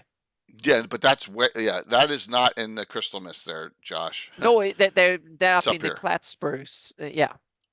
It's And that was way something up that was here. introduced for the Living Greyhawk It's Living campaign. Greyhawk. But yeah, but I kind of took that idea and ran with it. Yeah. And Yep. made it. So for There you me, that's the only the one that is left, so to speak. The still Tarcellus, standing of the Minion, older- and Duelin, and Dragon 236. No, we have Grey High, Sylvan Wild, Dark 5, and also you can't play Aquatic because we just aren't doing underwater adventuring. So you Grey Elves, High Elves, which are Dutchy Ulick in my game, Sylvan Elves, which are the ones that are from like the Gnarly Forest, Axewood, Yep. and it plays a lot of Sylvan Elves. And then you have, and there's a lot of Sylvan Elves in the Vestvi, and then the Grugok, the Wild Elves, Wood Elves are Yeah. Sylvan Elves, and then you have Yeah. a lot more of Grugok up here, the Wild Elves. So there's Yeah, a whole I bunch. In my campaign, a lot of these distinctions are human distinctions. That is Yeah. what humans see, so to speak. The elves themselves, I don't have it that they do all these kind of distinctions that clear. But for humans, it's like, oh, these live out there. They're wood elves, and they dress differently and stuff. So I have it that's kind of the scholars of the Great Kingdom and so on that wrote these kind of distinctions and stuff. So here's some more gods. Arleth Letherinal, the god of light. Mm-hmm. All right, I have- I have a specialty priest to this god. Okay. The light god Arleth is also considered to be the god of sun, moon, and stars. So another. This is pre-Sahin, I believe. This is 1990. So this is like From the Ashes isn't out yet, right? So this is before But it's great. Yeah. Sahin the Now I Moonbow need comes to out. put it. Here Perfect. there are many tales of Arleth's fights against evil beings. Perhaps the most famous is this battle with Loth. So Mhm. when this is the god of drow hunting, the drow hunting god. We have a lot of we even have dark elves that are worshiping this god Arleth that Yeah. are actually going Mhm. after their own kind because they're good aligned and they can't stand the evilness of the dark elves. So it's a cool deity. I have it more like a warlike. Him as a warlike. War gods deity. too, man. That would Yeah. be great, Mhm. Anna. Yep. Absolutely. I have it more like of the light, but that's more like symbolic of the light. So it's more like as a war god of for the elves. Yep. Yeah, I am scared of the water there, Troy. I'll be honest with you. I'm scared of running water adventures. So yeah, he's got a beard too. Look at that. All right, next. I said you don't have to use these. If you think they're silly No, or but stupid, it's but they- fine. But I'm going to but- show you four that were published. Yeah, and I think it's Hey, Nikki. ultimate. What's up, great? Kirith, the goddess of magic, Yeah, they're- perfect for elves. They're, Yeah. yeah, absolutely. There's some good. These are some good Mhm. deities here. Yeah. Kira Sopholo, the goddess of magic. Did I miss the second one up And here? the goddess of fine arts, Yep. awesome too. Yep. Great. Yeah. Kira Sopholo, goddess of magic. Oh look, I hate this continued under changes. Melara Taralin, goddess of fine arts. Mhm. There you go. Yep. Look, they're I planes think- back to Olympus, which I like.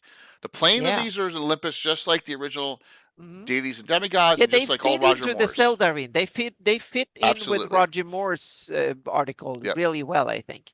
They Absolutely. fill out the niches, and to me, they should have a goddess of fine art and stuff. That makes perfect sense for creatures that live for 1,000 years. They have a lot of time to devote to artistic talents, so there should be a god for that. So it sounds like Les uses these deities as he's talking in I've chat. used them which to is some degree. okay. Yeah, to some degree, but not much. But they're just for flavor. Yeah, well, absolutely. And Naris Yeah. Anilor is the god of healing, suffering, and death. But he's neutral Yep. good because it's it's his Oh, yeah, worshippers are often it's not a- adventurers to elude Exactly. death. It's not a necrotic god Right. like Nerul or anything. It's not a god of it's not that type. So. It's to protect from death. Exactly. So, yeah. yeah. mhm. So And it makes sense when you don't have a natural death to deal with the way humans have to. well, Fuzz, if there's snow elves in 155, I'm in 155. You give me a page and I'll go to them. If they're in this, I'm in Dragon 155 right now, and if you can tell me the page that Yeah. they're mentioned on in this here, I will go. All right. So yep. So there are the 4 ones. Out of the 4, the most interactive with player characters is by far Aerolith Letherinal, and it's only one of the 4 I have a Yes. specialty priest made up, Mhm. and so we Yeah, have the other ones are more for flavor, but Yeah. Naris Analor, I think is cool. The one that for suffering, healing, and death and stuff. That one I have because when you have like accidents and stuff. Well, so let's go to page 26. I'm right here. Yeah. It's frost and there you go. Look There at you that. go. In Yeah. the frost and the snow, right here. So, new elven race, snow elves. Lifespan 750, which is the same as like old gnomes. So, and snow elves remain virtually unknown in most D&D campaigns up to this time. So, David Reamer is the creator of the snow elves. Yeah. So let's see if we can But see. we have one god of the snow elves too. Yeah, in here. So we're going to talk God about of that. mountains and wilderness. So perfect. Yeah, Awesome. That's it. It says here they inhabit the snow-covered Christmas mountains, Yeah. but may be found in similar areas around the flanks. So we know this is Greyhawk base too, which is cool. Yeah.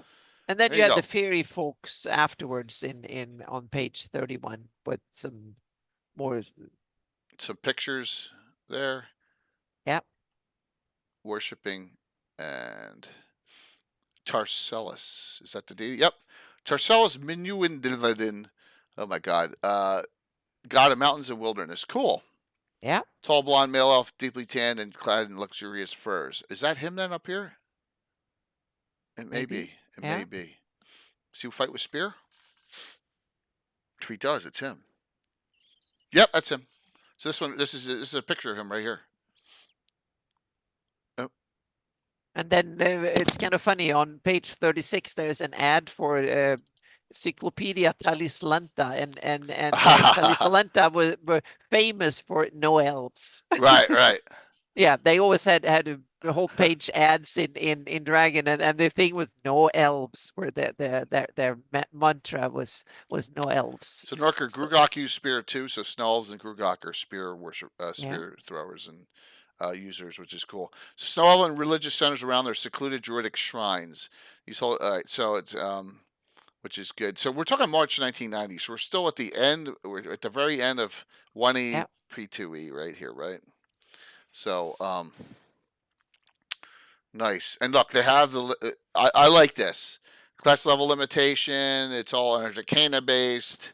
With your main ability score in this. I just said screw it. I'm getting rid of it all. I just made them all limited at this point because I don't want stat racing.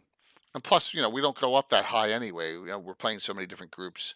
So spears are good hunting weapons. Yeah. So druids and thieves are unlimited. There you go. And it's also one of these basic weapons, like a club, and spear is one of the other one. To put a sharp point on a stick, that's kind of it's kind of an obvious weapon. So yeah. So very cool. Thank you for noting that I was in the actual in the actual dragon that they first appear in. This is awesome. So thank you. And that they have a reference to Greyhawk right here. I don't know. Does it say?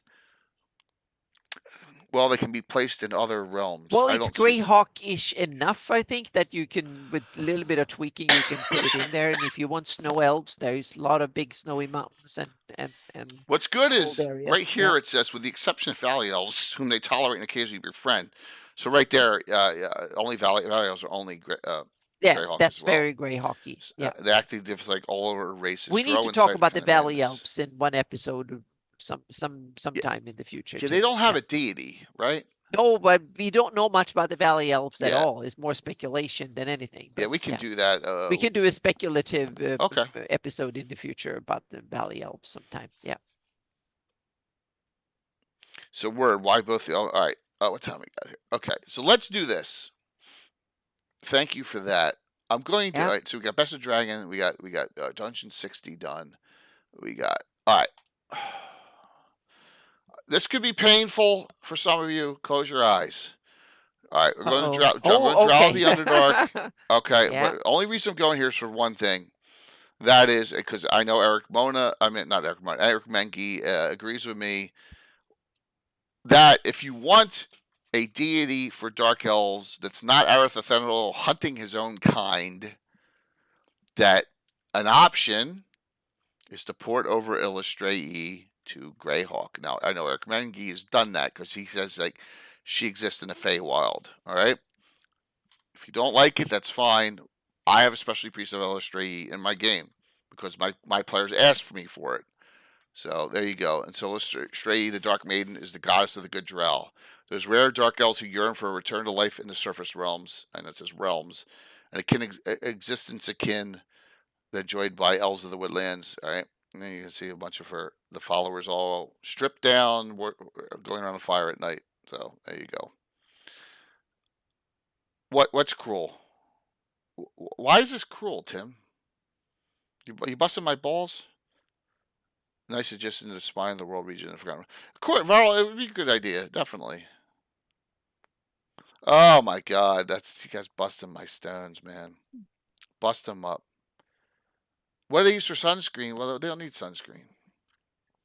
So, Illustrae is a melancholy, moody drow female, a lover of beauty and peace. The evil mistress drow banks of burning anger within her, and within her faithful or harm, that anger is apt to spell into wild action. I'm saying it's an option for if you want to play good aligned drow, because you're allowed to play drow immediately in Arcana. When that book came out, drow were allowed as player characters. It's an option for you. I have some half dark elf characters that have gone this route too. So just note. So, yep. Gee, thanks, Courtney. That's just wonderful. That's awesome. Okay. And we already talked about it. That's the only one I want to show in here. We're not going into any of the other ones because I think it's a good port over. Okay. Go back to this for a second. All right, so powers, right? I want to go back to an article Les did, and the reason I want to do that is that Roger Moore, as if he watches this on YouTube afterwards, or if he's watching it now, I don't think he is, but he could be. Ask a question about why there are no elven trees of power anywhere in Greyhawk. There should be. And then I said to him, responded, awesome, thank you, man. Thanks, Greg. I appreciate that. Like I said, trees of power. You mean like? Yeah, I need a picture of you, man. I need your mug. I need your mug, man. That's what I need. I'm only gonna be able to fit about 2 lines for you. 2. Okay. I need your picture.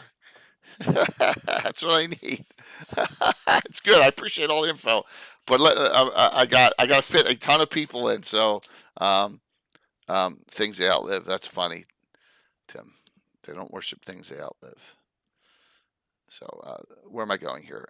See, you guys got. So me you talk about there are no trees of power in there aren't, and Roger asked why. What do you define? Well, give a good example. We're going to here. We're going to give us an example, and we're going to go to something I incorporated because Midgard has power tree. They have world trees. Well, but we have the timeless tree in Vesvi. We do, but what does it do? Well, you can make it do things. You can, but Les has made stuff do things. Okay, good. Yep. And that's why I wanted to share this article again. And we're going. This is our journal 36. Yep. Okay. Let's go to page. Oh my gosh. I know it's here. My brain. The plane, boss, the plane. Oh, there it is, page 33. I was like, I can't find it. The Sheltering Ancestors. I used this in a live stream adventure, and everyone loved it. So, okay. Sheltering Ancestors, Elven Lore, Hidden Secrets About Elven Trees. So, a really, really cool article.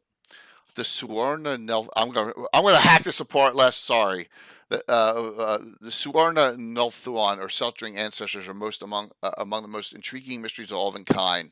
These old trees stand at the borders of elven territories, with especially ancient examples located at the edges of high elven kingdoms. As a rule, only community leaders and the most senior of elves know these trees' existence.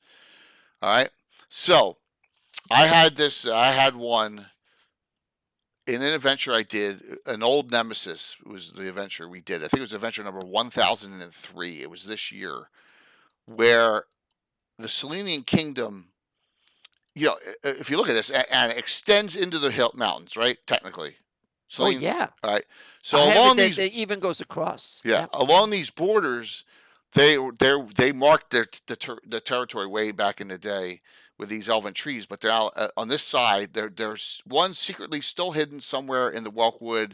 I think there's 3 left on the eastern border, but in the gnarly Welkwood, and maybe even one down the Sus. But there's only one alive still back on this side of the map, and that they located it, and they actually were able to seek refuge in it, and actually talk with the tree and commune with the tree.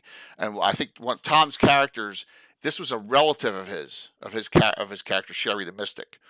And so, because they actually sacrificed their life to be like almost killed here and grow as this tree to become a guardian all those years ago, which I thought was really cool, Les, that you put this together.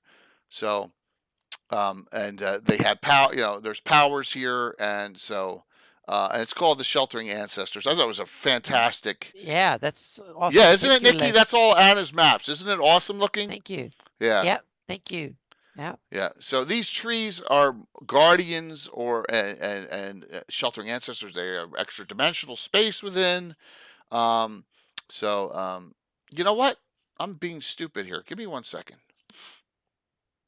Let me go to ADV number 1003. I may have pictures. Maybe not. Maybe it wasn't 1003. I'm probably not in the right spot, so I'm not going to play guessing games on which adventure it actually was. And those are this year, and I could look it up, but it's just for time purposes. But yeah, so they sheltered within this tree. They needed to protect it. A bunch of wargs and dire wolves, and were coming to destroy it. They took out those people, and so it was a yeah. So here it says right here, a hidden fragment in Celine's Nephalian archive claims the songs were like calming laughter within the ambient rows of the immense greenwood as counterpoint. So they actually, when you get close, you can actually hear them. The relatives. So this is what I'm talking about with Les. He's creating powers and abilities of these trees, it's and like great. that Roger's like, how come no one's done this? And so that's why I wanted to bring this up. Please, you can download Earth Journal 36 from the Greyhawk Online. Yeah, they're all free, and read up on it on your own. Yep. Super cool. Thank you, Les. Yeah. They present themselves according to the thoughts of those who open them. The walls consist of elaborate wooden scrollwork or simple solid wood. I put that there was plenty of food and drink inside, and they could rest and shelter at ease as long as the tree didn't get destroyed. And they saved the tree and the adventure. So it was cool. It was a really cool one, and here's a picture of one, right? So, I mean, really a nice thing done here. Les, anything you want to put in chat, let me know. Trees that grew from the bones of ancient elven leaders who vent into long reverie, and often as a safe space. Yeah, if you want to put anything else in chat, Les, please do about them. Yeah. And he puts all, Les is unbelievable. Look at all the notations he has down in here. Yeah, it's great. For stuff, yeah. He recognizes Roger, and all. Yeah. Chapter 9 of Andre Norton's Quad Keep triggered the thinking about elves and trees that resulted in this article in the novel. The elf Ingrig leads his companions past a door that made of thick vines into a space filled with low-hanging and delicious fruit and cots and carpeting of further vines. Norton implies this is a place made and used primarily by elves. So that's where, see, look, cool. But you got that from there. It's really cool. So a great one to pick up, read at your leisure. I'm utilizing it in Selene in my campaign now, and I'm glad I did. And it's really a fun thing for Elvendom that Roger asked a question on, and I wanted to answer. So, all right. So who am I missing, Anna? I'll go to you. Hang on Later a second here. editions. Yeah, we have we have a couple of one from second edition. We have an elven hero from Monsters Mythology, Lafara. Some. Hang on a second. Let me. I'm going to put. I'm not going to try and pronounce it. I'm going to put it in chat. And yeah, it's from Monster. Okay. Lafara Lalin or something. Yeah. La La Fara Lafaralin. Yeah. Okay. And And yeah, and tell us about him. he's a hero. So I have him at tier 2. So he's like a quasi deity kind of thing. So and it's more like a moral. It's the story that is interesting. It's not that he has priests and stuff like that, but he's written in as the powers among. So I think we need to mention him, or he deserves to be mentioned there. And he's lawful good. I have him as lawful good because it's it's a story about love and understanding and stuff like that. So it's a moral story, and it's kind of interesting. So yeah, and that is one. And then we have another one that is we have Gadhilin. Gadhilin is I forgot exactly where he came from, but I put him in chat too. Living Greyhawk Journal that Sam says. Yeah. Okay. Good. Yep. Cool. Yep. So Gadhilin is uh, the Lord of the Wildwood. So there you have one, and he's chaotic neutral. I have him as chaotic neutral. So and I also have it. He is one of he's an elven god, but he's not part of the Seldarin. So he's one of these for wild elves, so like elves that live out in the woods, small communities, whatever. They're not part of they don't want to be part of that umbrella of elven. They kind of stuck out on their own, so to speak. So they have their own deity that is not part of the Seldarin. I have it. So that is Gadhellin is part of it. So it's another one for foresty elves, so to speak, that live up there. And then we have a couple of we have the lone one. We have the Fenmarel Mestarin. He's an interesting one. I'm going to copy that name too. That is not particularly Greyhawk, but could definitely fit into Greyhawk. So it's he's the also an outcast from the Seldarin. So and lives on Limbo, and it's I have him as neutral, but a lot of others probably has him chaotic neutral or something like that. But I have him as true neutral, and I also have him as one of the gods for the elves that have abandoned Seldarin. And so he's the for elves that are the prepper elves. If you're an elf and you say I don't like to live among other elves, I'm going to live by myself. So it's the lone one. So Fenmarel Mesterin is the god for lonely elves who live by themselves, who don't want to take part in the elven community and elven culture that much. But the outcasts of elves, they're not evil, but they want to live by themselves, so to speak. So that can fit into, and it's the lone one. So I think it's one that hermit elves. Yes, exactly. So I think it's kind of cool to have a god for the elves that are outside of mainstream elven culture. Very good on that, Anna. Yep. And then we have a couple of other ones. We have there's one more from the monster mythology. I think that is really cool, and that's Yesind, the bard of the elven of the the Seldarin.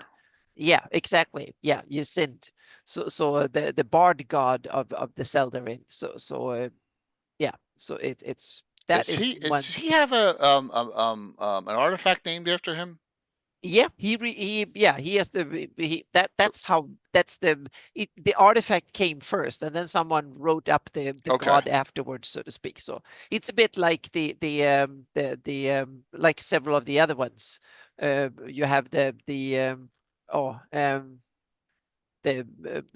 7 parts, rather 7 parts, and there's several others. Artifacts came first, and then like the hand and eye of Vecna, and then someone wrote Vecna afterwards. This is a little bit the same way, so to speak. It's named after one of Gary's daughters, I think. Oh, really? Yeah. So it's one of these play with words or with letters, just like many others. So Yisind the Bard.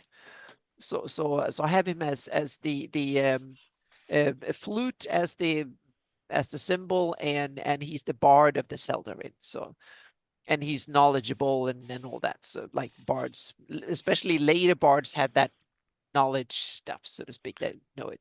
That's Yeah. Mhm. I was just gonna say, Nikki, a lot of stuff in Greyhawk is named after people, or it's mixed up letters of someone all over the Yeah. place. Years and years of it. Cindy, exactly. Yeah, That. Thank you. Cindy. Yeah.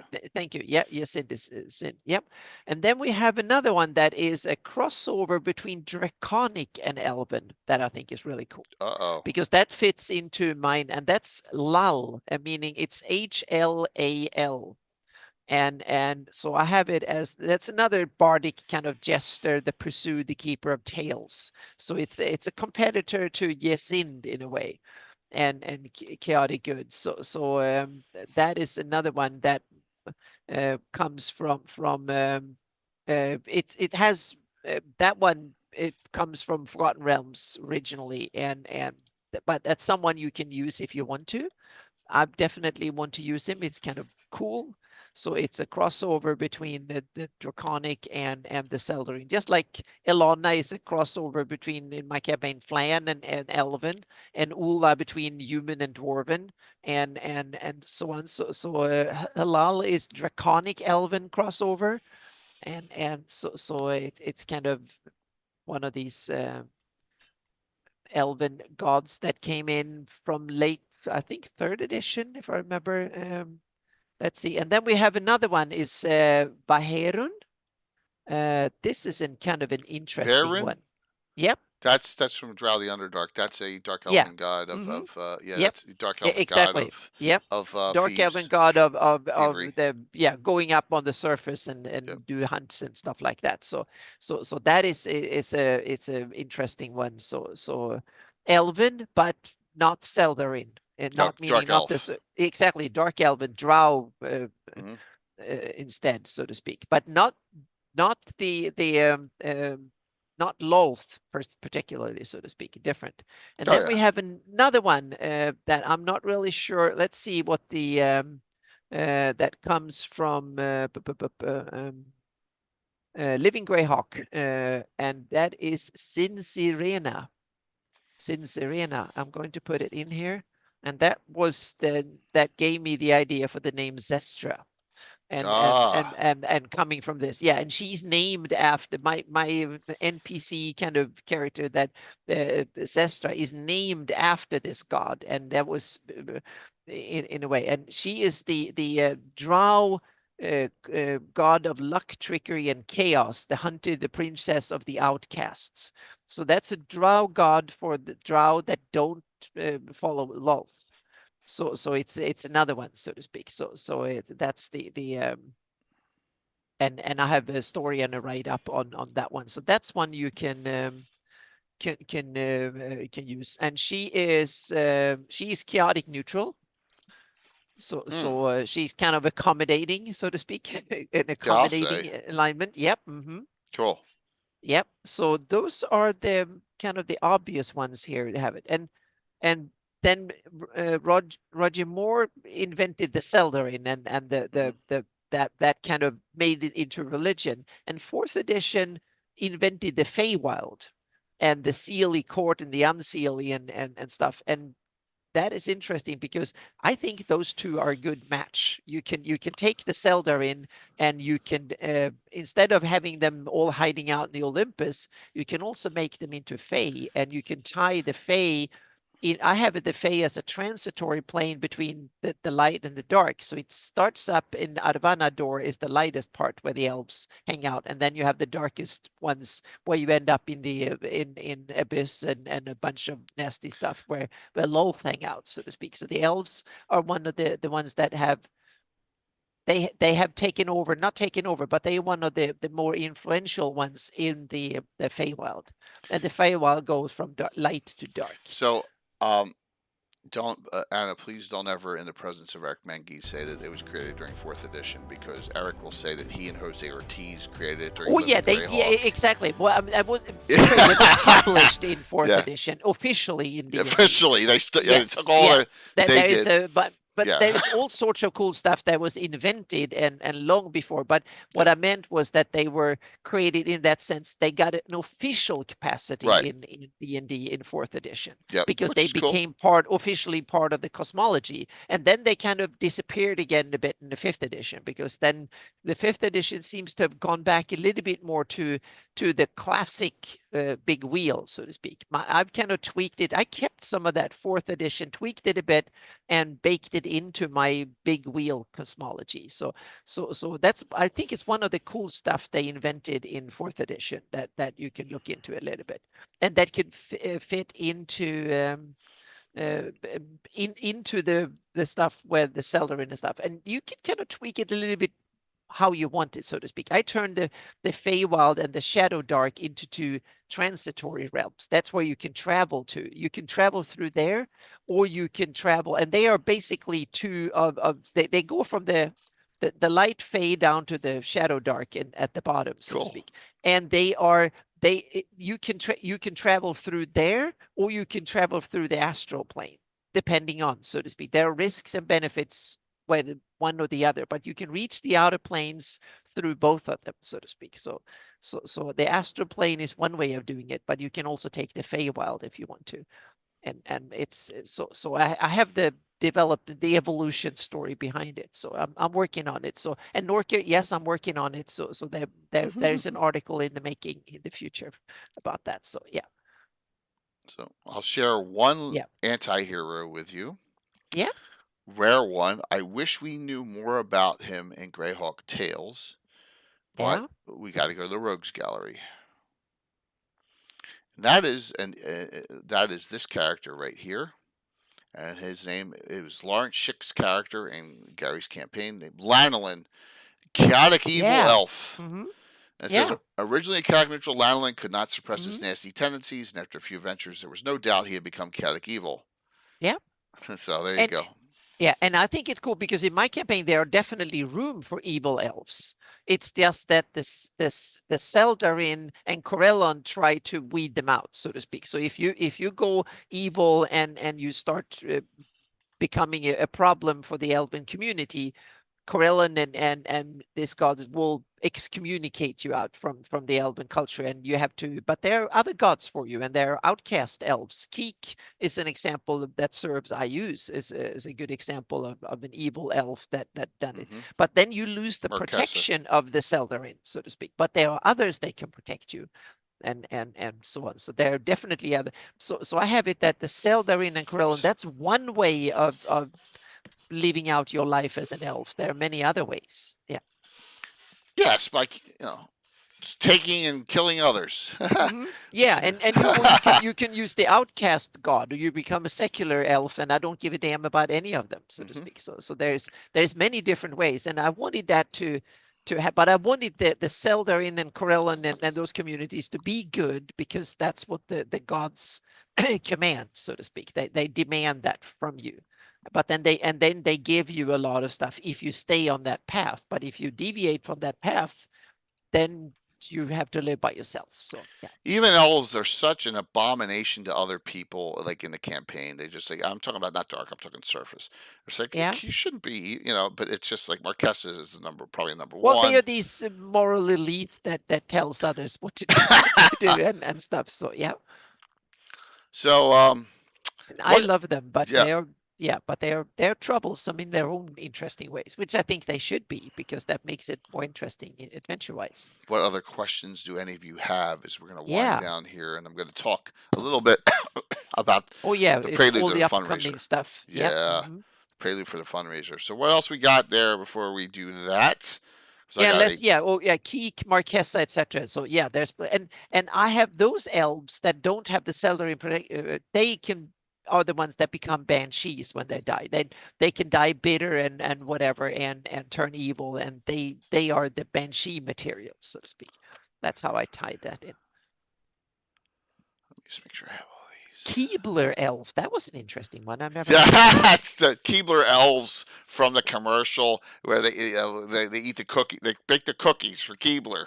They're busting. Oh, okay. Yeah. Oh, But gotcha. there are evil. Someone did that another like midgets near type where they had the Keebler elves and they were guarding their secrets. Yeah. So yeah. They got you a little bit on that. So. Oh, that's awesome. Thank you. I'll keep that in mind. That was me lacking cultural knowledge and being dumb here. Joby, I didn't go that far into 251 because I don't even know what edition that is. If it's third or fourth, that's third edition. Yeah, I think it's third edition. We went I think it's yeah. Paizo era, if I remember correctly. I went as far as my experience goes. Yeah. You know, but there are more cool stuff, so we need to go into that too. So yeah. So sorry about that, but just when I reach beyond, sometimes it's tough. I went to school with a guy whose father invented the Keebler elf. Really? That's funny. Wow. Let's see. I can do while you're doing some of that. I can look into it real quick and see what we got in 250. Yeah. It's 251. 251. Thank you. Yep. Yeah. But that's okay because we can always do a future one. I'd prefer someone who's an expert on them. You know. I might use them, but I forgot to put them in my list here. So yeah. And it's as a redux. So my guess is it's going to have some of the original deities in there if it's as a redux. While Anna's looking. Yep. The fundraiser actually, Space Elves. Oh, Malden, come on, man. You are funny. Malden, everyone. Dennis Tetro. Had them on in a big gathering just a little while ago, right after the new year. They have a couple of new ones. They have Melira Taralen, the song magic, and they have Tethrin Baralde. Is a battle magic invocation, and okay. Those are the new ones. And Relavar Danuvian elemental ice magic. Oh, interesting. But the rest are simply no, sorry, there is Kiryan Shale necromancy. So there are like 4 new ones, and then there's 6 of the ones that we already talked about. So there's 4 new ones. Very cool. I think 4. Yeah. Yeah. So and they seem to tie in very mechanically into cool stuff from 3rd edition. Oh, okay. Yeah. Yeah, I need someone on who, like I said, I'm not going to go into stuff I've never even read before. So, And it is it's late 2nd edition. Justinia Sonali's right in Dragon 60. That's where she starts, well before Arcana. Yeah. We went over that, I think, before you were on all the Dragon 60.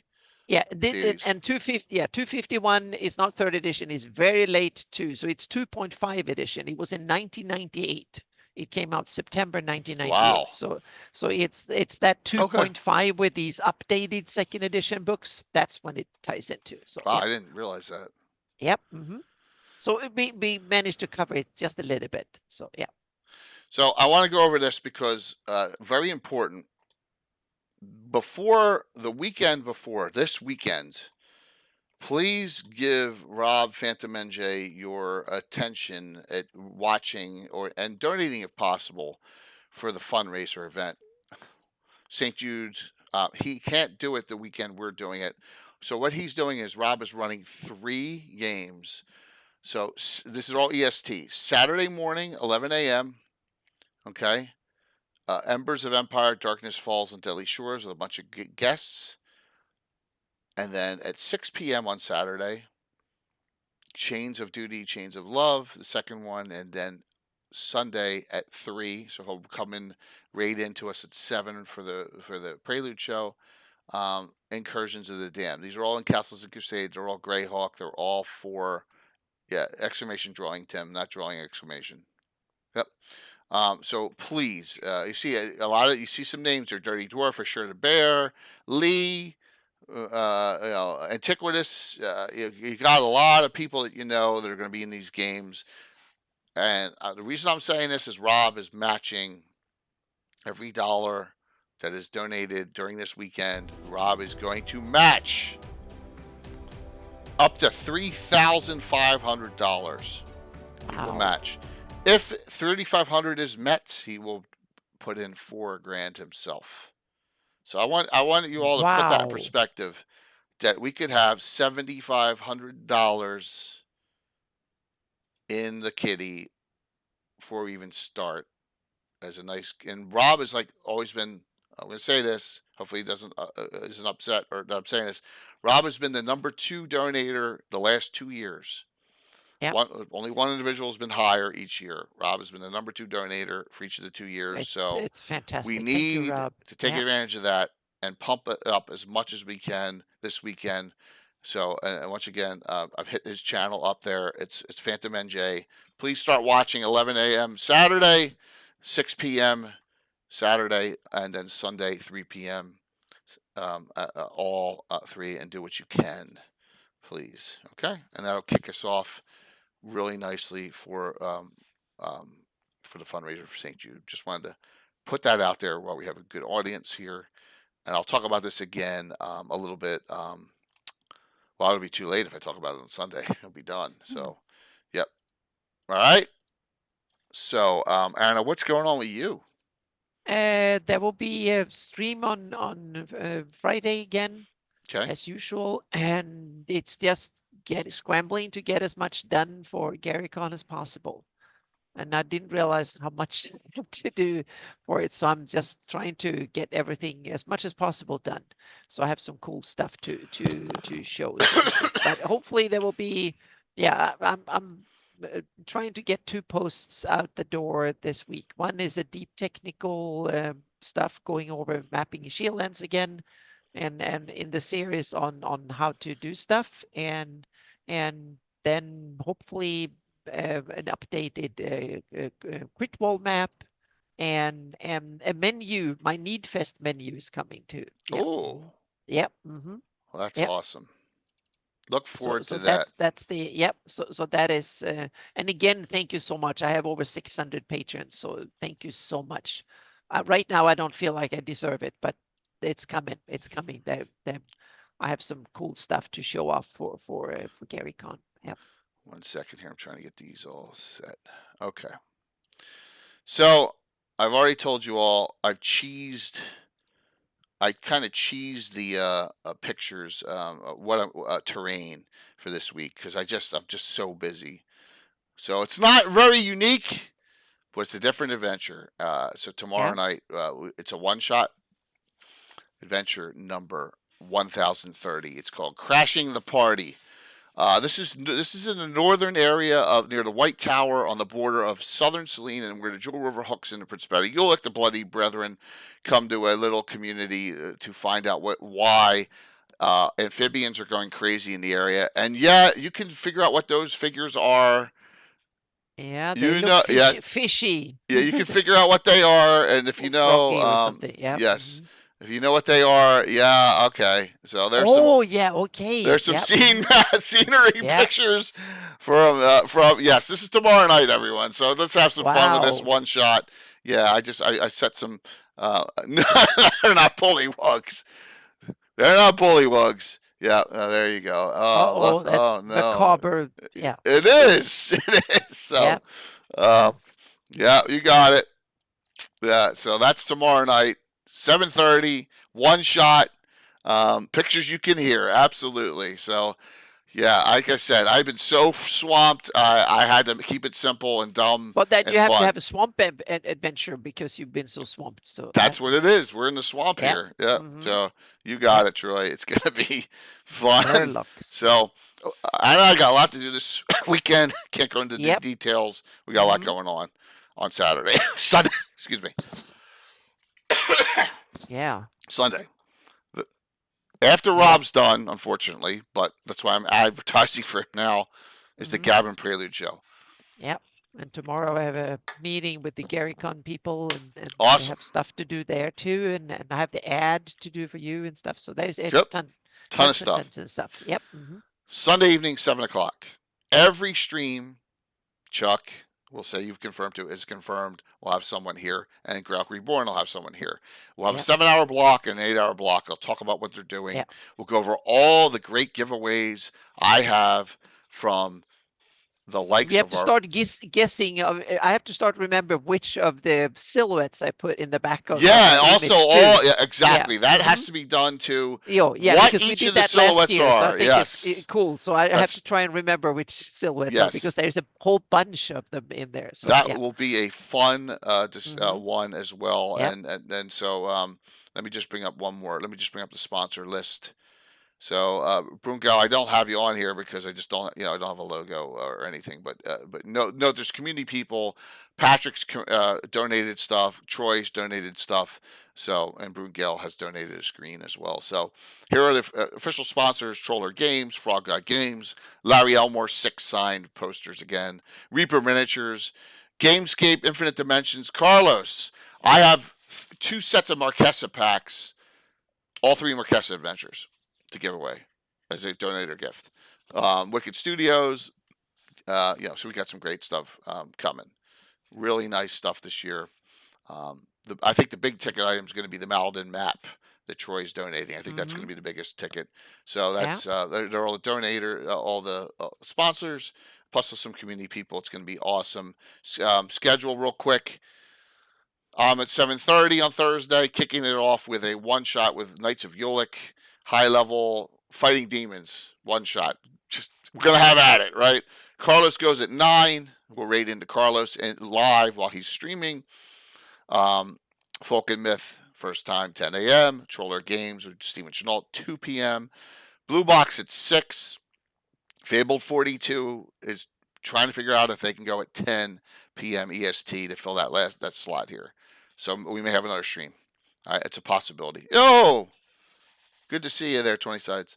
And then Saturday, Tim DMing for me and Patrick, Saturday morning at 6 a.m. GaryCon live with some unbelievable guests at 10. Darling Creep Show with the Slav Squad playing. Not me DMing, but someone, which is cool. It's 5e. It's all good. 2 p.m. My main event with Ed Greenwood and Eric Mona and Steven Chenault and Chuck Cumbo and Darling Creep Show and Little Bird at 6. And then Jimmy Duffy goes Predator Rejects late night for 10 p.m. And then Sunday, Stronghold D&D. I saw the 10 a.m. slot open, but we're going to start at 2. We're going to have a little bit of a crossover. Stronghold D&D at 2, Guild Superior at 3. So you have 2 streams going almost at the same time, and then the wrap-up show at 7. So there you go. We got to get to $25,400. We got to figure out how. We'll talk a lot more about this on Sunday. So, yep. So there you go, Anna. Look at that, 9:50. Yeah. Almost dead on time-wise. Yep. So let's do the giveaway. Yes, Yeah, Jeff. I hope this has been an interesting little bit of a deep dive into Elven lore. We covered the bit of the deities and stuff. There's more to be had, like we said. There might be some more. So I'll dig in and see what we can find. There are more in later editions, but the base ones, I don't know anyone who uses deep ones out of that other one, but maybe someone does. Just note that, one thing I know some people come back, there's too many deities, but hey, you can pick and choose wherever you want. Yeah, and you were just finished playing with Carlos, so we'll be raiding into you on Thursday night there, Michael, as soon as we're done. So can get my ear feeling a bit pointy. That's awesome. No. XT. GaryCon Live is not in March. GaryCon is in March. GaryCon Live is the Twitch channel. GaryCon Live. That's a Twitch channel. Yep. First time they've ever participated. They got a great lineup. Yep. Yeah, no problem. Garner's DMing for a group of players, including some people from Legends of Adventures and AJ winners from Winter's Tales. So we got some really good people. Yeah, no problem. Yeah. So it is a channel. So Urchin 36 has the shelter. Yep. All right, let's do the giveaway. See who wins. And then we'll figure out who to raid into tonight. I raided in Fulcrum Myth last week. I'll figure out someone else. Last call, please. Sign up.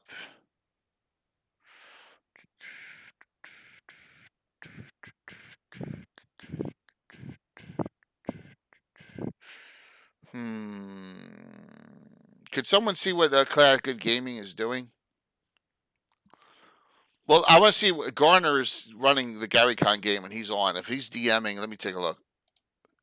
1 second off. If he's DMing, I may go into him. So we'll see. All right. Let's call. Okay, let me set this up, finish this out.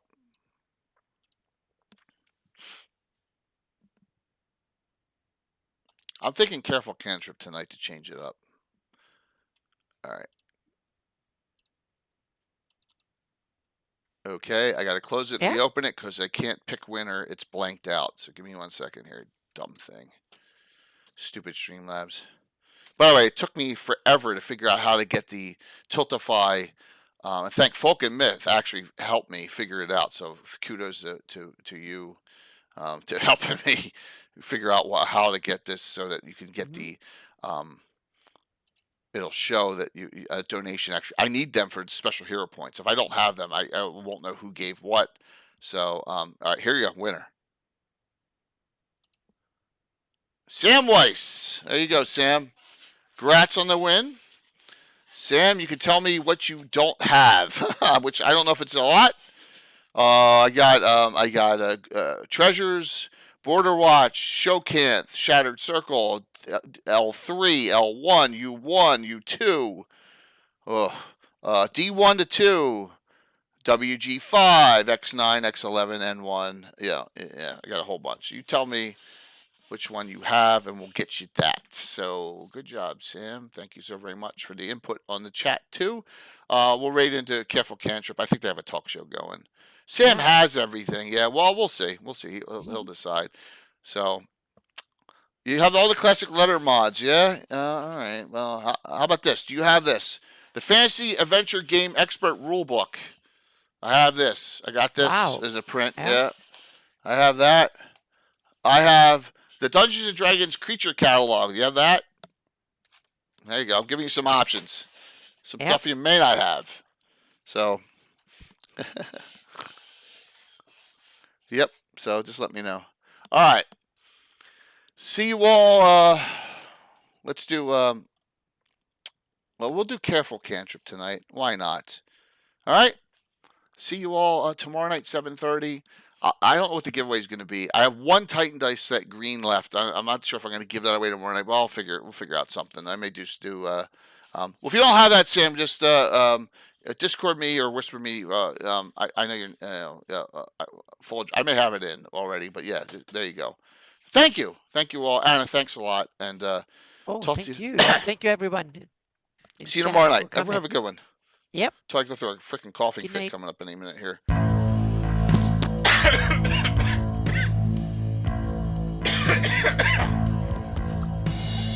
All good. Here we go.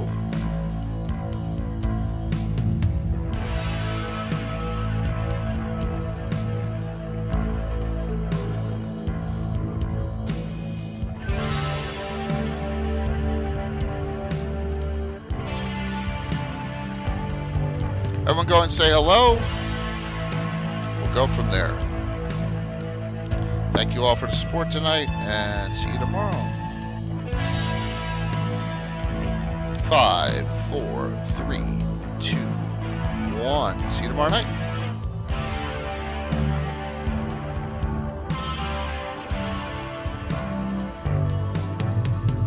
Hey, yep, popped over.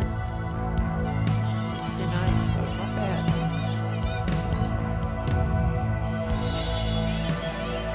Someone else must have raided it too. Okay.